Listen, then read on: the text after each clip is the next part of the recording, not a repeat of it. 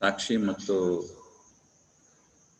ಸಾಥಿ ಅನ್ನುವ ಸಮತೋಲನೆಯನ್ನ ಇಟ್ಕೊಳ್ಬೇಕು ಅಂತ ಒತ್ತು ಕೊಟ್ಟಿದ್ದಾರೆ. ಸಾಕ್ಷಿ ಆಗುವಾಗ ಸಾಥಿ ಆಗಬಾರ್ದು, ಸಾಥಿ ಆಗುವಾಗ ಸಾಕ್ಷಿ ಆಗಬಾರ್ದು. ಸಾಕ್ಷಿ ಅಂದರೆ ಆತ್ಮಿಕ ಸ್ಥಿತಿಯಲ್ಲಿ ಇದ್ದು ಯಾವುದೇ ಸಂದರ್ಭ ಬಂದರೂ ಕೂಡ ಅದನ್ನು ನಿಭಾಯಿಸುವುದು.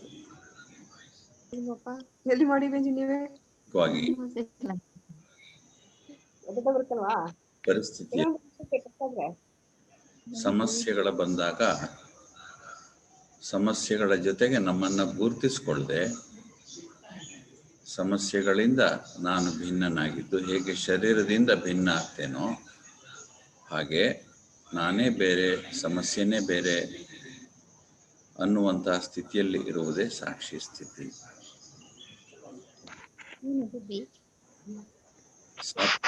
ಅವರವರು ನಮಗೆ ಜೊತೆಗಾರನಾಗಿರ್ತಕ್ಕಂಥದ್ದು ಬರುತ್ತೆ ಅಲ್ವಾ, ಬಂದ್ಬಿಟ್ಟಿದೆಯಲ್ಲ, ಏನ್ ಮಾಡೋದು?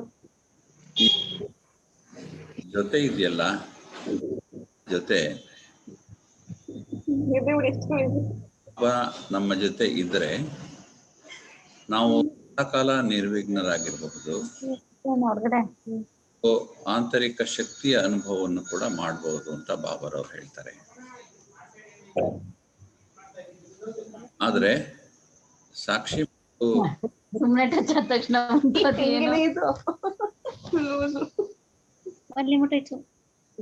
ವಿಶ್ವಾದ ಮಾಡಲಿಕ್ಕೆ ಬಾಬಾರವರು ಹೃದಯದ ಸ್ನೇಹ ಬೇಕು ಭಗವಂತನ ಜೊತೆಯಲ್ಲಿ. ಭಗವಂತನ ಜೊತೆಯಲ್ಲಿ ಎಷ್ಟು ಸ್ನೇಹ ಇರುತ್ತೋ ನಿಮಗೆ, ಭಗವಂತನ ಜೊತೆಯಲ್ಲಂತೂ ನಿಮಗೆ ತುಂಬಾ ಸ್ನೇಹ ಇದೆ, 100% ಸ್ನೇಹ ಇದೆ. ಆದರೆ ಪರಿವಾರದಲ್ಲೂ ಕೂಡ ಅಷ್ಟೇ ಸ್ನೇಹ ಇದೆಯಾ? ಹಾಗೇನಾದ್ರೂ ಪರಮಾತ್ಮನಲ್ಲಿ ಇರುವಷ್ಟು ಹೃದಯದ ಸ್ನೇಹ ಪರಿವಾರದಲ್ಲಿ ಕಡಿಮೆ ಆಗ್ಬಿಟ್ರೆ ಬಾಬಾ ಹೇಳ್ತಾರೆ ಆವಾಗ ನೀವು ಮಾಯೆ ಅನ್ನುವಂಥ ಶಬ್ದವನ್ನ ಉಪಯೋಗಿಸ್ತೀರಿ ಅಂತ. ಮಾಯೆ ಬಂತು ಅಂದ್ರೆ ಮಾಯೆ ಯಾತಕ್ಕೆ ಬರುತ್ತೆ ಅಂದ್ರೆ ಸೇವೆ ಮಾಡುವಾಗ ಪರಿಸ್ಥಿತಿಗಳು ಬಂದಾಗ ಬಾಬಾರವರು ನಮಗೆ ಸಾಥಿ ಇಲ್ಲ, ನನ್ನ ಜೊತೆ ಇಲ್ಲ ಅಂತ ಅನುಭವ ಮಾಡೋದು, ಅಥವಾ ನಾನು ಮಾಯೆ ಬಂದಾಗ ಗಾಬರಿಯಾಗಿ ಸಾಕ್ಷಿಯಾಗಿರುವುದನ್ನೇ ಮರೆತು ಹೋಗುವುದು, ಇವೆರಡರ ಸಮತೋಲನೆ ಕಡಿಮೆ ಆದಾಗ ಮಾಯೆ ಬಂದಾಗ ಗಾಬರಿ ಆಗ್ತೇವೆ. ಮಾಯೆ ಬಂತು ಅಂತ ಸೇವೆಯಲ್ಲಿ ಹೇಳ್ತೇವೆ ನಾವು. ಸಾಮಾನ್ಯವಾಗಿ ಎಲ್ಲ ರೀತಿಯ ಮಾಯೆ ಬರೋದು ಸೇವೆ ಮಾಡುವಾಗಲೇ ಬರೋದು. ಸಂಪರ್ಕ ಸಂಬಂಧದಲ್ಲಿರಬಹುದು, ಅಥವಾ ಮಾತುಗಳಲ್ಲಿರಬಹುದು, ಅಥವಾ ನಾವು ಮಾಡುವಂಥ ಈಶ್ವರೀಯ ವ್ಯವಹಾರಗಳಲ್ಲಿರ್ಬೋದು. ಮಾಯೆ ಬಂತು ಅಂತ ಹೇಳ್ತೀವಿ, ಉಪಯೋಗಿಸ್ಬಿಡ್ತೀವಿ ಮಾಯೆ ಅಂತ. ಆದರೆ ಬಾಬಾ ಹೇಳ್ತಾರೆ ಸೇವೆ ಅಂತ ಇರೋದೇನೆ ನೀವು ಮಾಯಾಜೀತರಾಗಲಿಕ್ಕೆ. ಮಾಯೆಯನ್ನು ಗೆಲ್ಲೋದಕ್ಕೆ ಬಾಬಾರವರು ಸೇವೆಯ ಒಂದು ವಿಶೇಷ ಸೌಲಭ್ಯವನ್ನ ಮಾಡಿಕೊಟ್ಟಿದ್ದಾರೆ ನಮಗೆ. ಯಾವುದರಿಂದ ನಮಗೆ ಆಶೀರ್ವಾದಗಳು ದೊರಕ್ತವೆ ಹಾಗೂ ನಮಗೆ ಒಂದು ಆಂತರಿಕವಾದಂಥ ತೃಪ್ತಿ ಸಿಗುತ್ತೆ. ಮತ್ತು ಜೀವನದಲ್ಲಿ ಭಗವಂತನಿಗೆ ನಾವು ಸಮರ್ಪಣೆ ಆದ ಮೇಲೆ ನಾವು ಒಂದು ಸಾಧನೆ ಮಾಡಿದ್ದೀವಿ ಸೇವೆ ಮಾಡಿ ಅನ್ನುವಂತಹ ಒಂದು ಆಂತರಿಕವಾದಂಥ ಅನುಭವ, ಸಂತೃಪ್ತಿ ಇದೆಯಲ್ಲ, ಇದು ಈಶ್ವರೀಯ ಜೀವನದ ಸುಖಕ್ಕೆ ದಾರಿಯಾಗುತ್ತೆ. ಅದಕ್ಕೆ ಬಾಬಾರವರು ಹೇಳಿದ್ರು ಸೇವೆ ಅಂದರೆ ಮಾಯಾಜೀತ ಆಗುವಂತಹ ಸಾಧನ. ಸೇವೆ ಎಂದ್ರೂ ಕೂಡ ಬಾಬಾರು ಡೆಫಿನಿಷನ್ ಹೇಳಿದ್ರು. ಸೇವೆ ಅಂದರೆ ಏನಂದ್ರೆ ಸ್ವಯಂ ಹಾಗೂ ಸರ್ವರ ಸಹಯೋಗದಲ್ಲಿ ಸಂತುಷ್ಟತೆಯ ಫಲವನ್ನ ಪ್ರತ್ಯಕ್ಷವಾಗಿ ಅನುಭವಿಸುವುದು ಸೇವೆ ಅಂತ ಬಾಬಾರವರು ಎಂತ ವಂಡರ್ಫುಲ್ ಡೆಫಿನಿಷನ್ ಕೊಟ್ಟರು ಇವತ್ತು ನೋಡಿ. ಸಂತುಷ್ಟತೆಯ ಫಲವನ್ನು ಪ್ರತ್ಯಕ್ಷವಾಗಿ ಸ್ವಯಂನಿಂದ ಮತ್ತು ಸರ್ವರಿಂದ ಅನುಭವಿಸುವಂಥದ್ದು ಅದೇ ನಿಜ. ಅಂದ್ರೆ ಮೊದಲು ನಾವು ನಮ್ಮ ಸೇವೆ ಮಾಡ್ಕೋಬೇಕು, ಆಮೇಲೆ ಸರ್ವ ಹೊರಡಬೇಕು. ಸ್ವಯಂ ಸೇವೆ ಇಲ್ಲದೆ ಮಾಡುವಂತಹ ಸರ್ವರ ಸೇವೆ ಅನೇಕ ಬಾರಿ ಅಸಂತುಷ್ಟತೆಗೆ ಕಾರಣ ಆಗ್ಬಿಡ್ಬೋದು. ಅದರಿಂದ ಮೊದಲು ನಾವು ಮಾಡ್ಕೋಬೇಕಾಗಿರ್ತಕ್ಕಂಥದ್ದು ಸ್ವಯಂನ ಸೇವೆ. ಅಂದ್ರೆ ಸ್ವಯಂ ಬಗ್ಗೆ ನನಗೆ ಅಪಾರವಾದಂತಹ ದಯೆ ಕರುಣೆ ಇರಬೇಕು. ದಯೆ ಕರುಣೆ ಯಾವಾಗ ಅಂದ್ರೆ ಹೇಗೆ ಅಂದ್ರೆ, ನಾನು ಮಾಡುವಂತಹ ಪುರುಷಾರ್ಥದಲ್ಲಿ ಯಾವುದೇ ಒಂದು ಅಡಚಣೆ ಬಾರದಂತಹ ಮನಸ್ಥಿತಿಯನ್ನ ಇಟ್ಕೊಳ್ಳುವುದು ನನ್ನ ಸೇವೆ ಆಗುತ್ತೆ. ನಾನು ನನ್ನ ಸೇವೆಯನ್ನು ಮಾಡಿಕೊಂಡಾಗ ಅಂದ್ರೆ ನಾನು ಆತ್ಮ ನನ್ನ ಸ್ಥಿತಿಯನ್ನ ಚೆನ್ನಾಗಿ ಇಟ್ಕೊಳ್ಳೋಕ್ಕೆ ಮಾಡುವಂತಹ ಸೇವೆನೇ ಸ್ವಯಂ ಸೇವೆ ಆಗುತ್ತೆ ಅಲ್ವಾ. ಈ ಸೇವೆ ಎಷ್ಟು ಮಾಡ್ತಾ ಹೋಗ್ತೇವೆಯೋ ಅಷ್ಟು ನಮಗೆ ಆಂತರಿಕವಾದಂತಹ ಧೈರ್ಯ ಹೆಚ್ಚುತ್ತಾ ಹೋಗುತ್ತೆ. ಬಾಬಾರಲ್ಲಿ ಹೃದಯದ ಸ್ನೇಹ ಹೆಚ್ಚಾಗುತ್ತೆ. ಮತ್ತು ಎಲ್ಲದಕ್ಕಿಂತ ಹೆಚ್ಚಾಗಿ ಬಾಬಾರವರಲ್ಲಿ ನಿಶ್ಚಯದ ಬಲ ತುಂಬ ಹೆಚ್ಚಾಗುತ್ತೆ. ಸ್ವಯಂನ ಸೇವೆ ಮಾಡ್ಕೊಳ್ಳೋದ್ರಿಂದನೇ ಪರಮಾತ್ಮನ ಜೊತೆ ನಮ್ಮ ಸಂಬಂಧ ಗಟ್ಟಿಯಾಗ್ತಾ ಹೋಗುತ್ತೆ. ಸಂಬಂಧ ಗಟ್ಟಿ ಆಗ್ತಾ ಆಗ್ತಾ ಬಾಬೋರ್ ಜೊತೆ ನಮ್ಮ ಅನುಭೂತಿಗಳು ಹೆಚ್ಚಾಗಿ ನಮಗೆ ನಿಶ್ಚಯದ ಬಲ ಹೆಚ್ಚಾಗ್ಬಿಡುತ್ತೆ. ಈ ಡ್ರಾಮಾದಲ್ಲಿ ಬ್ರಾಹ್ಮಣರ ಜೀವನ ಚೆನ್ನಾಗಿರಬೇಕು, ನಾವು ಕೊನೆಯವರೆಗೆ ಬಾಬರವರ ಸೇವೆ ಮಾಡಿಕೊಂಡು ಇರಬೇಕು ಅನ್ನುವಂತಹ ಅಭೀಪ್ಸೆಗೆ ಬಾಬರವರು ನಮಗೆ ಕೊಟ್ಟಿರುವಂಥ ವರದಾನ ಏನಂದರೆ, ಬಾಬರವ್ರ ಜೊತೆ ನಮ್ಮ ಸಂಬಂಧ, ಬಾಬರವರ ಬಗ್ಗೆ ನಮಗೆ ಇರ್ತಕ್ಕಂತಹ ನಿಶ್ಚಯ ಸಂಪೂರ್ಣವಾಗಿರಬೇಕು. ಬರೀ ನಿಶ್ಚಯ ಇರುತ್ತೆ ಇಲ್ಲ ಅಂತ ಹೇಳೋಕ್ಕಾಗೋದಿಲ್ಲ. ಆದರೆ ಸಮಸ್ಯೆಗಳು ಕೈ ಮೀರಿ ಹೋಗ್ತಾ ಇದೆ ಅಂತ ಅನ್ನಿಸಿದಾಗ, ಅಥವಾ ನಾವು ಯಾರಿಂದ ಏನಾದ್ರು ನಿರೀಕ್ಷೆ ಮಾಡಿರ್ತೀವೋ ಅದು ಆಗದೇ ಇರುವಾಗ, ಅಥವಾ ಬಾಬರವ್ರಿಗೆ ಹೇಳಿಬಿಟ್ಟು ನಾನು ಒಂದು ಸೇವೆ ಮಾಡಿರ್ತೀನಿ, ಆ ಸೇವೆ ನನಗೆ ಕೈಗೂಡದೇ ಇರುವಾಗ ಡ್ರಾಮಾನುಸಾರ, ಆವಾಗಲೂ ನಿಶ್ಚಯ ಇರುತ್ತಾ ನಂದು ಅಂತ ನೋಡ್ಕೋಬೇಕು ನಾನು. ಯಾಕೆಂದರೆ ಸೇವೆಯಲ್ಲಿ ಅಸಫಲತೆ ಆಯಿತು ಅಂದರೆ ಅದಕ್ಕೆ ನನ್ನದು ಕಾರಣ ಇರಬಹುದು, ಡ್ರಾಮಾದಲ್ಲಿ ಅದು ಹಾಗೇ ಇರಬಹುದು, ಅಥವಾ ನನ್ನ ಯಾವುದೋ ಒಂದು ಇಚ್ಛೆ ಅಥವಾ ಸ್ವಾರ್ಥ ಅದರಲ್ಲಿ ಸೇರ್ಕೊಂಡು ಬಿಟ್ಟಿರಬಹುದು, ಅಥವಾ ನನ್ನ ಸಂಬಂಧಗಳು ಸಂಪೂರ್ಣವಾಗಿ ಬಾಬಾರವ್ರ ಜೊತೆ ಇಲ್ಲದೇ ಇರಬಹುದು. ಯಾವುದನ್ನ ಸಮರ್ಪಣತೆ ಅಥವಾ ಶರಣಾಗತಿ ಅಂತ ಹೇಳ್ತೀವಲ್ವಾ, ಬಾಬಾ ಹೇಳ್ತಾರೆ ನೀವು ನನಗೆ ಸಂಪೂರ್ಣವಾಗಿ ಸಮರ್ಪಣೆ ಆಗಬೇಕು. ಅಂದರೆ 100% ಮನ ವಚನ ಕರ್ಮದಲ್ಲಿ ನೀವು ನನಗೆ ಸಮರ್ಪಣೆ ಆದರೆ ಆವಾಗ ನಿಮ್ಮ ಎಲ್ಲ ಜವಾಬ್ದಾರಿಗಳನ್ನು ನಾನು ತಗೊಳ್ತೇನೆ ಅಂತ ಬಾಬಾರವ್ರು ಹೇಳ್ತಾರಲ್ವ. ಆದ್ದರಿಂದ ಶರಣಾಗತಿ 100%ಇದ್ರೆ ಬಾಬಾವ್ರ ಕಡೆಯಿಂದನೂ ಕೂಡ 100% ವಾಗ್ದಾನ ವರದಾನಗಳ ಮೂಲಕ ಬಂದೇ ಬರುತ್ತೆ. ನನ್ನ ಮನಸ್ಸನ್ನ ನಾನೇ ಕೇಳ್ಕೋಬೇಕು. ಬಾಬಾರವರು ಮೊನ್ನೆ ಹೇಳ್ತಾ ಇದ್ರಲ್ಲ, ಮೊನ್ನೆ ದಿವಸ ಸಾಕಾರ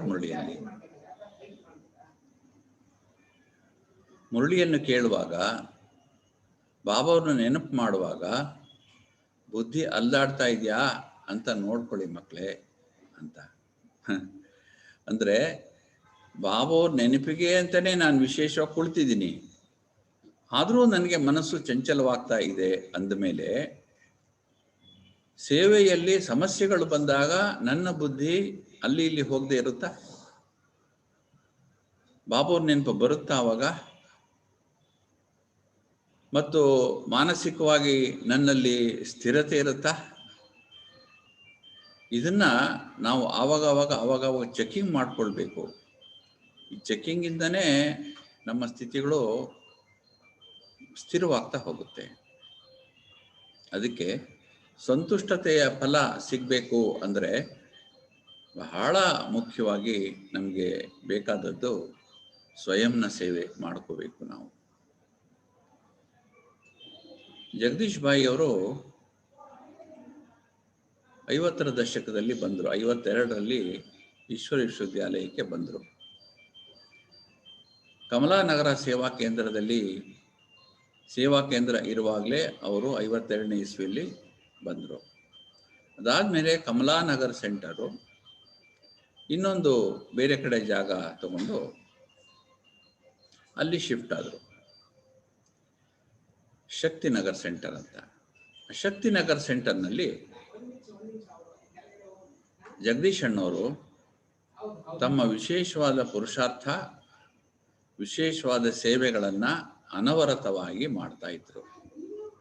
ದಿವಸಕ್ಕೆ 14ರಿಂದ 16 ಗಂಟೆಗಳ ಕಾಲ ದುಡಿತಾ ಇದ್ರು. ಅವರಿಗೆ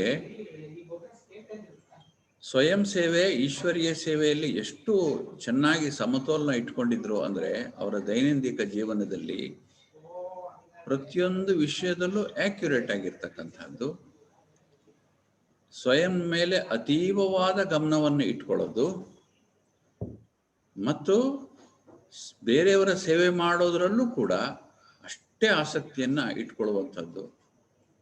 ವಿಶೇಷವಾಗಿ ಅಕ್ಕಂದ್ರ ಬಗ್ಗೆ ಅವರಿಗೆ ಬಹಳ ವಿಶೇಷವಾದ ಅಭಿಮಾನ ಮತ್ತು ಗೌರವ.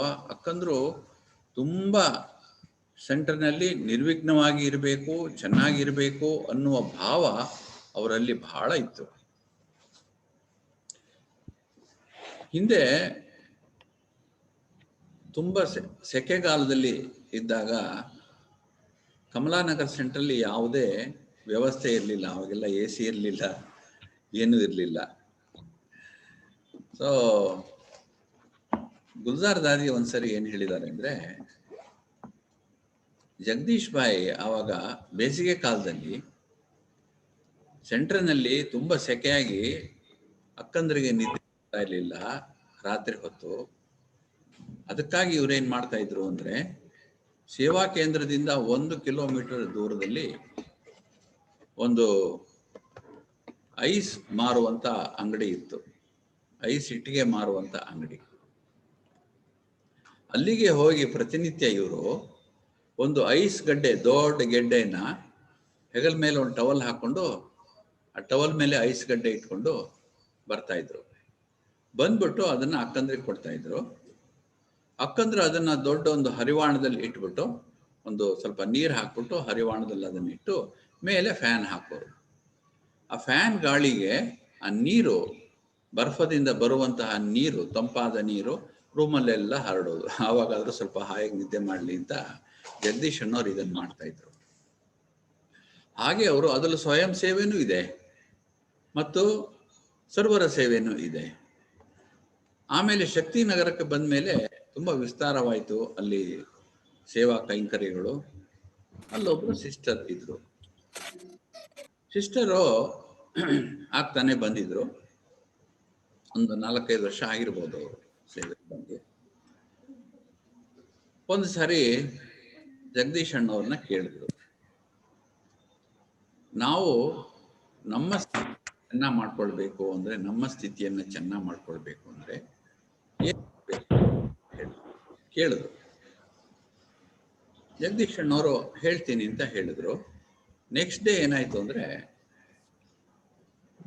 ಈ ಅಕ್ಕಂದ್ರೆಲ್ಲ ಸೇರ್ಕೊಂಡು ಅಡುಗೆ ಮನೆಯಲ್ಲಿ ತರಕಾರಿ ರೆಡಿ ಮಾಡ್ತಾ ಇದ್ರು. ಕಟ್ ಮಾಡೋದು, ಸಾಫ್ ಮಾಡೋದು ಎಲ್ಲ ಮಾಡ್ತಾ ಇದ್ರು. ಎಲ್ಲ ಅದು ಇದು ಮಾತಾಡ್ಕೊಂಡು ಸ್ವಲ್ಪ ಜೋರಾಗಿ ನಕ್ಕೊಂಡು ಸೇವೆ ಮಾಡ್ತಾ ಇದ್ರು. ಜಗದೀಶ್ ಅಣ್ಣವರು ಅಲ್ಲಿಗೆ ಆ ಸಮಯಕ್ಕೆ ಬಂದರು. ಬಂದಾಗ ಇವರು ಈ ಥರ ನಗಾಡ್ಕೊಂಡು ಜೋರಾಗಿ ಶಬ್ದ ಮಾಡಿಕೊಂಡು ತರಕಾರಿ ಸಾಫ್ ಮಾಡ್ತಾ ಇರೋದನ್ನು ನೋಡಿ, ಯಾರು ಹಿಂದಿನ ದಿವಸ ಅವರ ಪ್ರಶ್ನೆ ಕೇಳಿದ್ರಲ್ಲ, ಏನು ನಾನು ಸ್ವಯಂ ಸೇವೆ ಮಾಡ್ಕೋಬೇಕು ಅಂತ ಕೇಳಿದ್ರಲ್ವಾ, ಅವ್ರನ್ನ ಕರೆದ್ರು. ಅವ್ರ ರೂಮಿಗೆ ಕರ್ಕೊಂಡೋಗಿ, ನೀವು ಯಾವಾಗ ಸೇವೆಗೆ ಬಂದಿದ್ದು, ಯಾವಾಗ ಸರೆಂಡರ್ ಆದ್ರಿ ಅಂತ ಕೇಳಿದ್ರು. ಅವರು ಹೇಳಿದ್ರು, ನಾನು 1982ನಲ್ಲಿ ಬಂದೆ ಅಂತ ಹೇಳಿದ್ರು. ನಾನು ಯಾವಾಗ ಬಂದೆ ಅಂತ ಗೊತ್ತಾ ನಿಮಗೆ ಅಂದರು.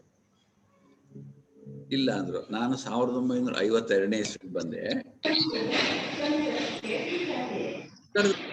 ಇರೋದು 1937 ಜ್ಞಾನಕ್ಕೆ ಬಂದದ್ದು.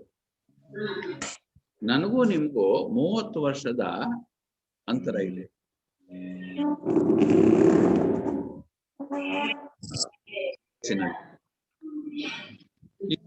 ವರ್ಷ ಏನು ನೀವು ಲೆಕ್ಕ ಹಾಕಿ ಅಂತ ಜಗದೀಶ್ ಅಣ್ಣವ್ರು ಹೇಳೋದು ಆ ಹುಡುಗಿಗೆ. ನೀವು ಲೆಕ್ಕ ಹಾಕಿ ದಿವಸಕ್ಕೆ 4 ಗಂಟೆಗಳ ಹಾಗೆ 30 ದಿವಸಕ್ಕೆ 120 ಗಂಟೆ ಆಯ್ತು. 120 ಗಂಟೆ 1 ತಿಂಗಳಿಗಾಯ್ತು. 1 ವರ್ಷಕ್ಕೆ ಎಷ್ಟಾಯ್ತು ಅಂದ್ರೆ 30 ವರ್ಷಕ್ಕೆ ಎಷ್ಟು 48-50 ಸಾವಿರ ಗಂಟೆ ಆಗಿದೆ.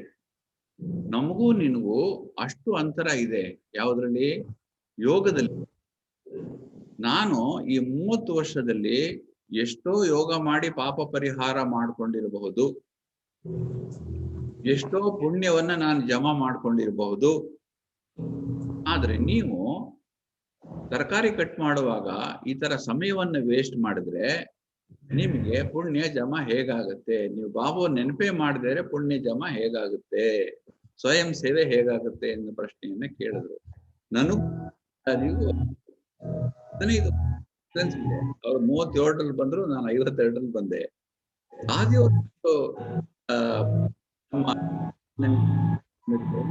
ಪರಿಶ್ರಮ ಬಹುದು ಈ 15 ವರ್ಷದಲ್ಲಿ. ಅವ್ರಿಗೂ ನನಗೂ ಇಷ್ಟೊಂದು ಅಂತರ ಇದೆ ಅಂತ ನನಗೆ ಈಗಲೂ ಅನ್ನಿಸ್ತಾ ಇದೆ. ಈ ಸಂಘ ಅಂತದ್ದು ಬಾಬಾ ಹೇಳ್ದಂಗೆ ಪ್ರತಿಯೊಂದು ಕ್ಷಣವೂ ಕೂಡ ಬಹಳ ಅಮೂಲ್ಯವಾದ ಕ್ಷಣವನ್ನ ನಾವು ಕ್ಷಣವನ್ನು ಹೀಗೆ ಇಲ್ಲದೆ ಮಾಡ್ಕೊಂಡು ನೀವು ವಿಕರ್ಮ ವಿನಾಶ ಮಾಡ್ಕೊಳ್ಳೋದು ಯಾವಾಗ? ನಿಮ್ ಸೇವೆ ಆಗೋದು ಯಾವಾಗ? ನಿಮ್ಮಿಂದ ಲಕ್ಷಾಂತರ ಜನ ಕೋಟ್ಯಾಂತರ ಜನಕ್ಕೆ ಸೇವೆ ಆಗ್ಬೇಕಲ್ಲ, ಹೇಗಾಗುತ್ತೆ ಅದು? ನೋಡಿದ್ರೆ ಕೇಳಿದ್ರು ಜಗದೀಶಣ್ಣವರು ಆ ಕುಮಾರಿ. ಅಂದ್ರೆ ನಮ್ಮ ಸ್ವಯಂ ಸೇವೆನಲ್ಲಿ ನಾವು ಎಷ್ಟು ಗಮನ ಕೊಡ್ತೇವೋ ಅಷ್ಟು ಬಾಬಾರವರು ನಮ್ಮಿಂದ ಸೇವೆ ಪಡ್ಕೋತಾರೆ. ನಮ್ಮಿಂದ ಸರ್ವರ ಸೇವೆಯನ್ನ ಮಾಡ್ಲಿಕ್ಕೆ ನಮ್ಮನ್ನ ಯೋಗ್ಯರನ್ನಾಗಿ ಮಾಡ್ತಾರೆ. ಇಲ್ಲ ಚೆನ್ನಾಗಿ ನನ್ ಮನಸ್ಸೇ ನನಗೆ ಬೇರೆ ಆಸಕ್ತಿಗಳಿವೆ, ಮಾಹಿತಿಗಳನ್ನ ಕ್ರೋಢೀಕರಣ ಮಾಡೋದಲ್ಲಿ ನನಗೆ ಜಾಸ್ತಿ ಆಸಕ್ತಿ ಏನಾದ್ರು ಇದ್ರೆ ಇಂಪ್ರೂವ್ಮೆಂಟ್ ಆಗೋದು ಹೇಗೆ? ನನ್ನ ಪ್ರಗತಿ ಹೇಗೆ? ಆತ್ಮದ ಪ್ರಗತಿ ಆಗೋದು ಹೇಗೆ? ಕರೆಕ್ಟ್ ಆಗಿ ಹೇಳಿದ್ರಲ್ವಾ? ನಮ್ಮನ್ನ ಚೆಕ್ ಮಾಡ್ಕೊಳ್ಳೋದಿಲ್ವಾ? ಹಾಗೆ ನಮ್ಮನ್ನ ನಾವು ನೋಡ್ಕೊಳ್ದೇ ಇದ್ರೆ ಮಾನಸಿಕ ಸ್ಥಿರತೆ ಹೇಗಾಗುತ್ತೆ? ಏಕಾಗ್ರತೆ ಹೇಗ್ ಬರುತ್ತೆ? ಬಾಬರ್ ಮೊನ್ನೆ ಹೇಳಿದ್ರಲ್ಲ, ಏಕಾಗ್ರತೆಯಿಂದ ನಾವು ನಿರ್ವಿಘ್ನರಾಗ್ತೀವಿ ಮತ್ತು ಏಕರಸ ಸ್ಥಿತಿ ಬಂದ್ಬಿಡುತ್ತೆ ಅಂತ ಮೊನ್ನೆ ವಾಣಿನಲ್ಲಿ ಹೇಳಿದ್ರು ಬಾಬರು. ವಂಡರ್ಫುಲ್ ಸ್ಟೇಟ್ಮೆಂಟ್ ಮಾಡಿದ್ರು. ಅದರಲ್ಲಿ ಎಷ್ಟು ಸತ್ಯ ಅಡಗಿದೆ. ಏಕಾಗ್ರತೆ ಒಂದು ನಾವು ಸಾಧನೆ ಮಾಡಿಬಿಟ್ರೆ ನಿರ್ವಿಘ್ನ ಆಗ್ತೀರಾ ನೀವು ಮಕ್ಕಳೇ, ಏಕರಸ ಸ್ಥಿತಿ ಬಿಡುತ್ತೆ ಅಂತ ಹೇಳಿದ್ದನಲ್ಲ. ಹಿಂದೆ ಅಡಗಿವೆ ಒಂದೇ ಒಂದು ಸೆಂಟೆನ್ಸ್ ನಲ್ಲಿ. ಮನಸ್ಸು ಚಂಚಲವಾಗುತ್ತೆ ಅನ್ನೋದು ಸಾಮಾನ್ಯವಾಗಿ ನಾವೆಲ್ಲರೂ ಆಡುವಂತಹ ಕಂಪ್ಲೇಂಟ್, ಆರೋಪಣೆ. ನಮ್ಮೇಲೆ ನಾವೇ ಆರೋಪಣೆ ಮಾಡ್ಕೊಳ್ಳುವಂಥದ್ದು. ನಾವೇನ್ ಬೇರೆ ಹೇಳಲ್ಲ.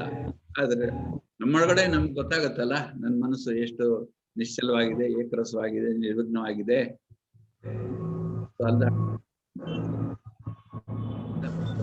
ಅದ್ರ ಬಗ್ಗೆ ಬಹಳ ಒತ್ತು ಕೊಡ್ತಾರೆ ಯಾವಾಗ್ಲೂ. ಸ್ಥಿರತೆ, ಸ್ಥಿರವಾಗಿ ಮನಸ್ಸು ಇಲ್ಲದೆ ಇದ್ದರೆ ಜೀವನದಲ್ಲಿ ಸಫಲತೆ ಬರುವುದು ಬಹಳ. ಲೌಕಿಕದಲ್ಲಿ ಇಂಗ್ಲಿಷ್ ನಲ್ಲಿ ಏನಂದ್ರೆ, to get stability of mind you must have ability to do that ಅಂತ. ಎಬಿಲಿಟಿ ಇಲ್ಲದೆ ಇದ್ರೆ ಸ್ಟೆಬಿಲಿಟಿ ಬರಲ್ಲ ಅಂತ. ಎಬಿಲಿಟಿ ಅಂದ್ರೆ ಏನು? ಶಕ್ತಿ ಬೇಕು ನನ್ಗೆ, ಕೂತ್ಕೊಳ್ಳಕ್ ಶಕ್ತಿ ಬೇಕು, ಮನಸ್ಸನ್ನು ಒಂದ್ ಕಡೆ ಇಟ್ಕೊಳಕ್ ಒಂದ್ ಶಕ್ತಿ ಬೇಕು ನನ್ಗೆ. ಮನಸ್ಸನ್ನ ಏಕಾಗ್ರ ಮಾಡೋದು ಪ್ರಯತ್ನ ಮಾಡಬೇಕು, ಬೇಕು, ಕಷ್ಟಪಡ್ಬೇಕು. ನನ್ನ ಮನಸ್ಸನ್ನ ಇಟ್ಕೊಳ್ಳುವಂತ ಒಂದು ಧಾರಣೆಗಳನ್ನ ನಾನು ಹುಡುಕಿ ಯಾಕೆ ನನ್ನ ಮನಸ್ಸು ಚಂಚಲವಾಗ್ತಾ ಇದೆ ಅಂತ ನೋಡ್ಕೊಂಡು ಅದನ್ನ ಪಟ್ಟಿ ಮಾಡ್ಕೊಂಡು ಅದನ್ನ ಒಂದೊಂದಾಗಿ ತೆಗಿಲಿಕ್ಕೆ ಪ್ರಯತ್ನ ಮಾಡಿದ್ರೆ ಆ ಎಬಿಲಿಟಿ ಬೇಕಲ್ಲ, ನನ್ಗೆ ಶಕ್ತಿ ಬೇಕಲ್ಲ. Ability brings stability of the mind.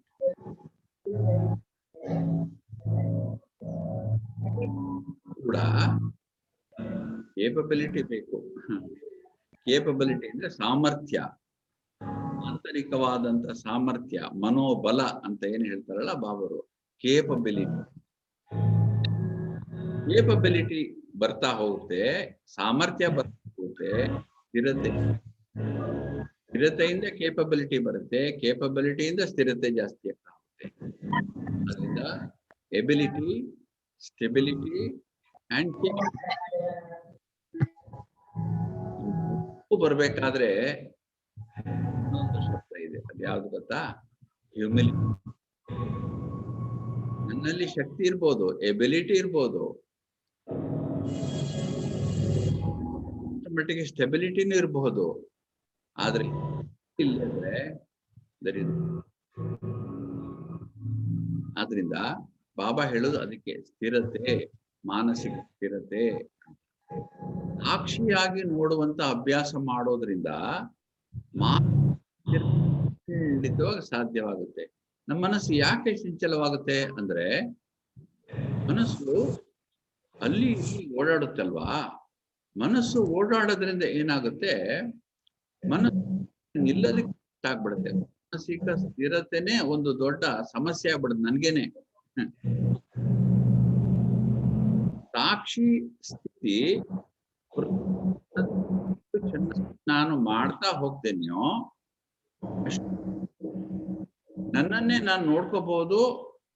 Inner stability ಎಷ್ಟು ಚೆನ್ನಾಗಾಗ್ತಾ ಇದೆ, ಏಕಾಗ್ರತೆ ಎಷ್ಟು ಚೆನ್ನಾಗಾಗ್ತಾ ಇದೆ ಗೊತ್ತಾಗುತ್ತೆ. ಆದ್ರಿಂದ ಮೊದಲು ನಾವು ಸ್ವಯಂನ ಸೇವೆ ಮಾಡ್ಕೊಳ್ಬೇಕು, ನಂತರ ಅದರ ಆಧಾರದಿಂದ ನಾವು ಸರ್ವರ ಸೇವೆಯನ್ನ ಮಾಡಲಿಕ್ಕೆ ಹೋಗ್ಬೇಕು.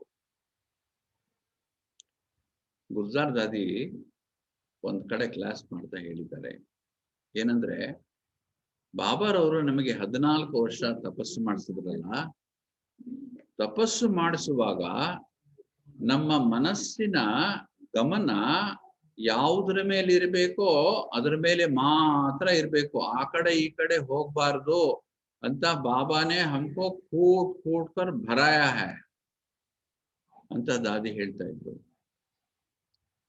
ಬಾಬಾರವರು ಯಜ್ಞ ಸ್ಥಾಪನೆ ಮಾಡಿದಾಗ ಬೇಕಾದಷ್ಟು ಐಶ್ವರ್ಯ ಸಂಪತ್ತು ಇತ್ತು, ಯಾರಿಗೂ ಏನು ಕೊರತೆನೆ ಇರಲಿಲ್ಲ, ಎಲ್ಲಾರನ್ನು ಮಹಾರಾಣಿ ಮಹಾರಾಜಕುಮಾರರ ತರ ನೋಡ್ಕೊಂಡ್ರು ಬಾಬಾರವರು. ಆದ್ರೆ ಅದ್ರ ಜೊತೆಗೆ ಸರಳತೆ, ಸಿಂಪ್ಲಿಸಿಟಿನೂ ಕಲಿಸಿದ್ರಲ್ವಾ ಬಾಬಾರವರು. ಸಿಂಪ್ಲಿಸಿಟಿ ಎಷ್ಟು ಚೆನ್ನಾಗಿ ಕಲಿಸಿದ್ರು ಅಂದ್ರೆ ಮಕ್ಕಳಿಗೆ ಎಲ್ಲಾ ತರ ಕೆಲಸಗಳನ್ನ ಮಾಡಿ ಮಾಡಿ ಮೊದಲು ದೇಹಾಭಿಮಾನವನ್ನ ಕರಗಿಸಿದ್ರು. ಅದಕ್ಕೆ ಬಾಬಾರವರು ಹೇಳಿದ್ರು, ಫಿಸಿಕಲ್ ಆಗಿ ಕೆಲಸ ಮಾಡೋದಕ್ಕೂ ಕೂಡ ಮಾರ್ಕ್ಸ್ ಇದೆ ಮಕ್ಕಳೇ, ಫಿಸಿಕಲ್ ಆಗಿ ಮಾಡ್ಬೇಕು ನಾವೇನಾದ್ರೂ ಕೆಲಸ ಪ್ರತಿನಿತ್ಯ. ಆ ಫಿಸಿಕಲ್ ಕೆಲಸ ಮಾಡಿ, ಬೆರಣಿ ತರಿಸಿ, ಅಡಿಗೆ ಕೆಲಸ ಮಾಡಿಸಿ, ಕಸ ಹೊಡೆದು, ನೆಲ ಒರೆಸಿ, ಡ್ರೈವಿಂಗ್ ಮಾಡ್ಕೊಂಡು, ರಾತ್ರಿ ಸೆಕ್ಯೂರಿಟಿ ಕೆಲಸ ಮಾಡಿ, ಎಲ್ಲ ಹೆಣ್ಮಕ್ಳೇ ಮಾಡಿ ಮಾಡಿ ಮಾಡಿ ಬಾಬಾವರು ಏನ್ ಮಾಡಿದ್ರು, ಮೊದಲು ದೇಹಾಭಿಮಾನವನ್ನ ಬಿಡಿಸಿದ್ರು. ಯಾಕೆ ಅಂದ್ರೆ ತುಂಬಾ ಐಶ್ವರ್ಯವಂತರ ಮಕ್ಕಳು. ಸಾಮಾನ್ಯವಾಗಿ ಧನಿಕರ ಮನೆಯಿಂದ ಬರುವಂತಹವರಿಗೆ ಇದಿರುವಂತದ್ದು ಸಾಮಾನ್ಯ, ಯಾಕೆಂದ್ರೆ ಮನೆ ಕೆಲಸ ಎಲ್ಲ ಮಾಡಿ ಅಭ್ಯಾಸ ಇರಲ್ಲ ಅವ್ರಿಗೆ. ಜೊತೆಗೆ ನಮ್ಮಲ್ಲಿ ಇಷ್ಟೊಂದು ಅನುಕೂಲತೆಗಳಿದೆ, ಐಶ್ವರ್ಯ ಇದೆ ಅಂತ ಸಾಮಾನ್ಯವಾಗಿ ದೇಹಾಭಿಮಾನ ಇರುತ್ತೆ. ಅದು ಮನೆಯಲ್ಲಿ ಮೈಗೂಡ್ಬಿಟ್ಟಿರುತ್ತೆ, ಮನೆಯಲ್ಲಿ ಅದೇ ವಾತಾವರಣ ಇರುತ್ತೆ. ಬೇರೆಯವ್ರನ್ನ, ದುಡ್ಡಿಲ್ಲದವರನ್ನ ಬಹಳ ಕ್ಷುಲ್ಲಕವಾಗಿ ನೋಡೋದು, ಮಾತಾಡೋದು, ತಿರಸ್ಕಾರ ಮಾಡೋದು ಇವೆಲ್ಲ ಮನೆಯಲ್ಲಿ ಇರುತ್ತೆ. ತಂದೆ ತಾಯಿಗಳಿಗೆ ಅಂತ ಸಂಸ್ಕಾರ ಇದ್ರೆ ಮಕ್ಳಿಗೂ ಬಂದ್ಬಿಟ್ಟಿರುತ್ತೆ. ಅಂತ ಮನೆಯಿಂದ ಮಕ್ಕಳಿಗೆ ಎಷ್ಟೊಂದು ದೇಹಾಭಿಮಾನ ಇರಬೇಡ. ಅಂತಹ ಮಕ್ಕಳನ್ನ 354 ಜನ ಮಕ್ಕಳನ್ನ ಕೂಡಕೊಂಡು ಬಾಬಾರವರು ದೇಹಾಭಿಮಾನ ಬಿಡಿಸ್ಬೇಕು ಅಂದ್ರೆ ಎಷ್ಟು ಶ್ರಮ ಪಟ್ಟಿರ್ಬೇಕು ಬಾಬಾರವರು. ಎಂತೆಂತ ಸಮಸ್ಯೆಗಳನ್ನ ಎದುರಿಸಿದ್ದಾರೆ ಬಾಬಾರವರು. ಹೊರಗಡೆ ಸಮಸ್ಯೆ, ಒಳಗಡೆ 354 ಜನ ಸಂಸ್ಕಾರಗಳ ಗಲಾಟೆ. ಆದ್ರಿಂದ ಬಾಬರವರು ಮಾಡಿರುವಂತಹ ತ್ಯಾಗ ತಪಸ್ಸು ಅನನ್ಯವಾದದ್ದು, ಅಪರಿಮಿತವಾದದ್ದು, ಬೆಲೆ ಕಟ್ಟಲಾಗದ್ದು.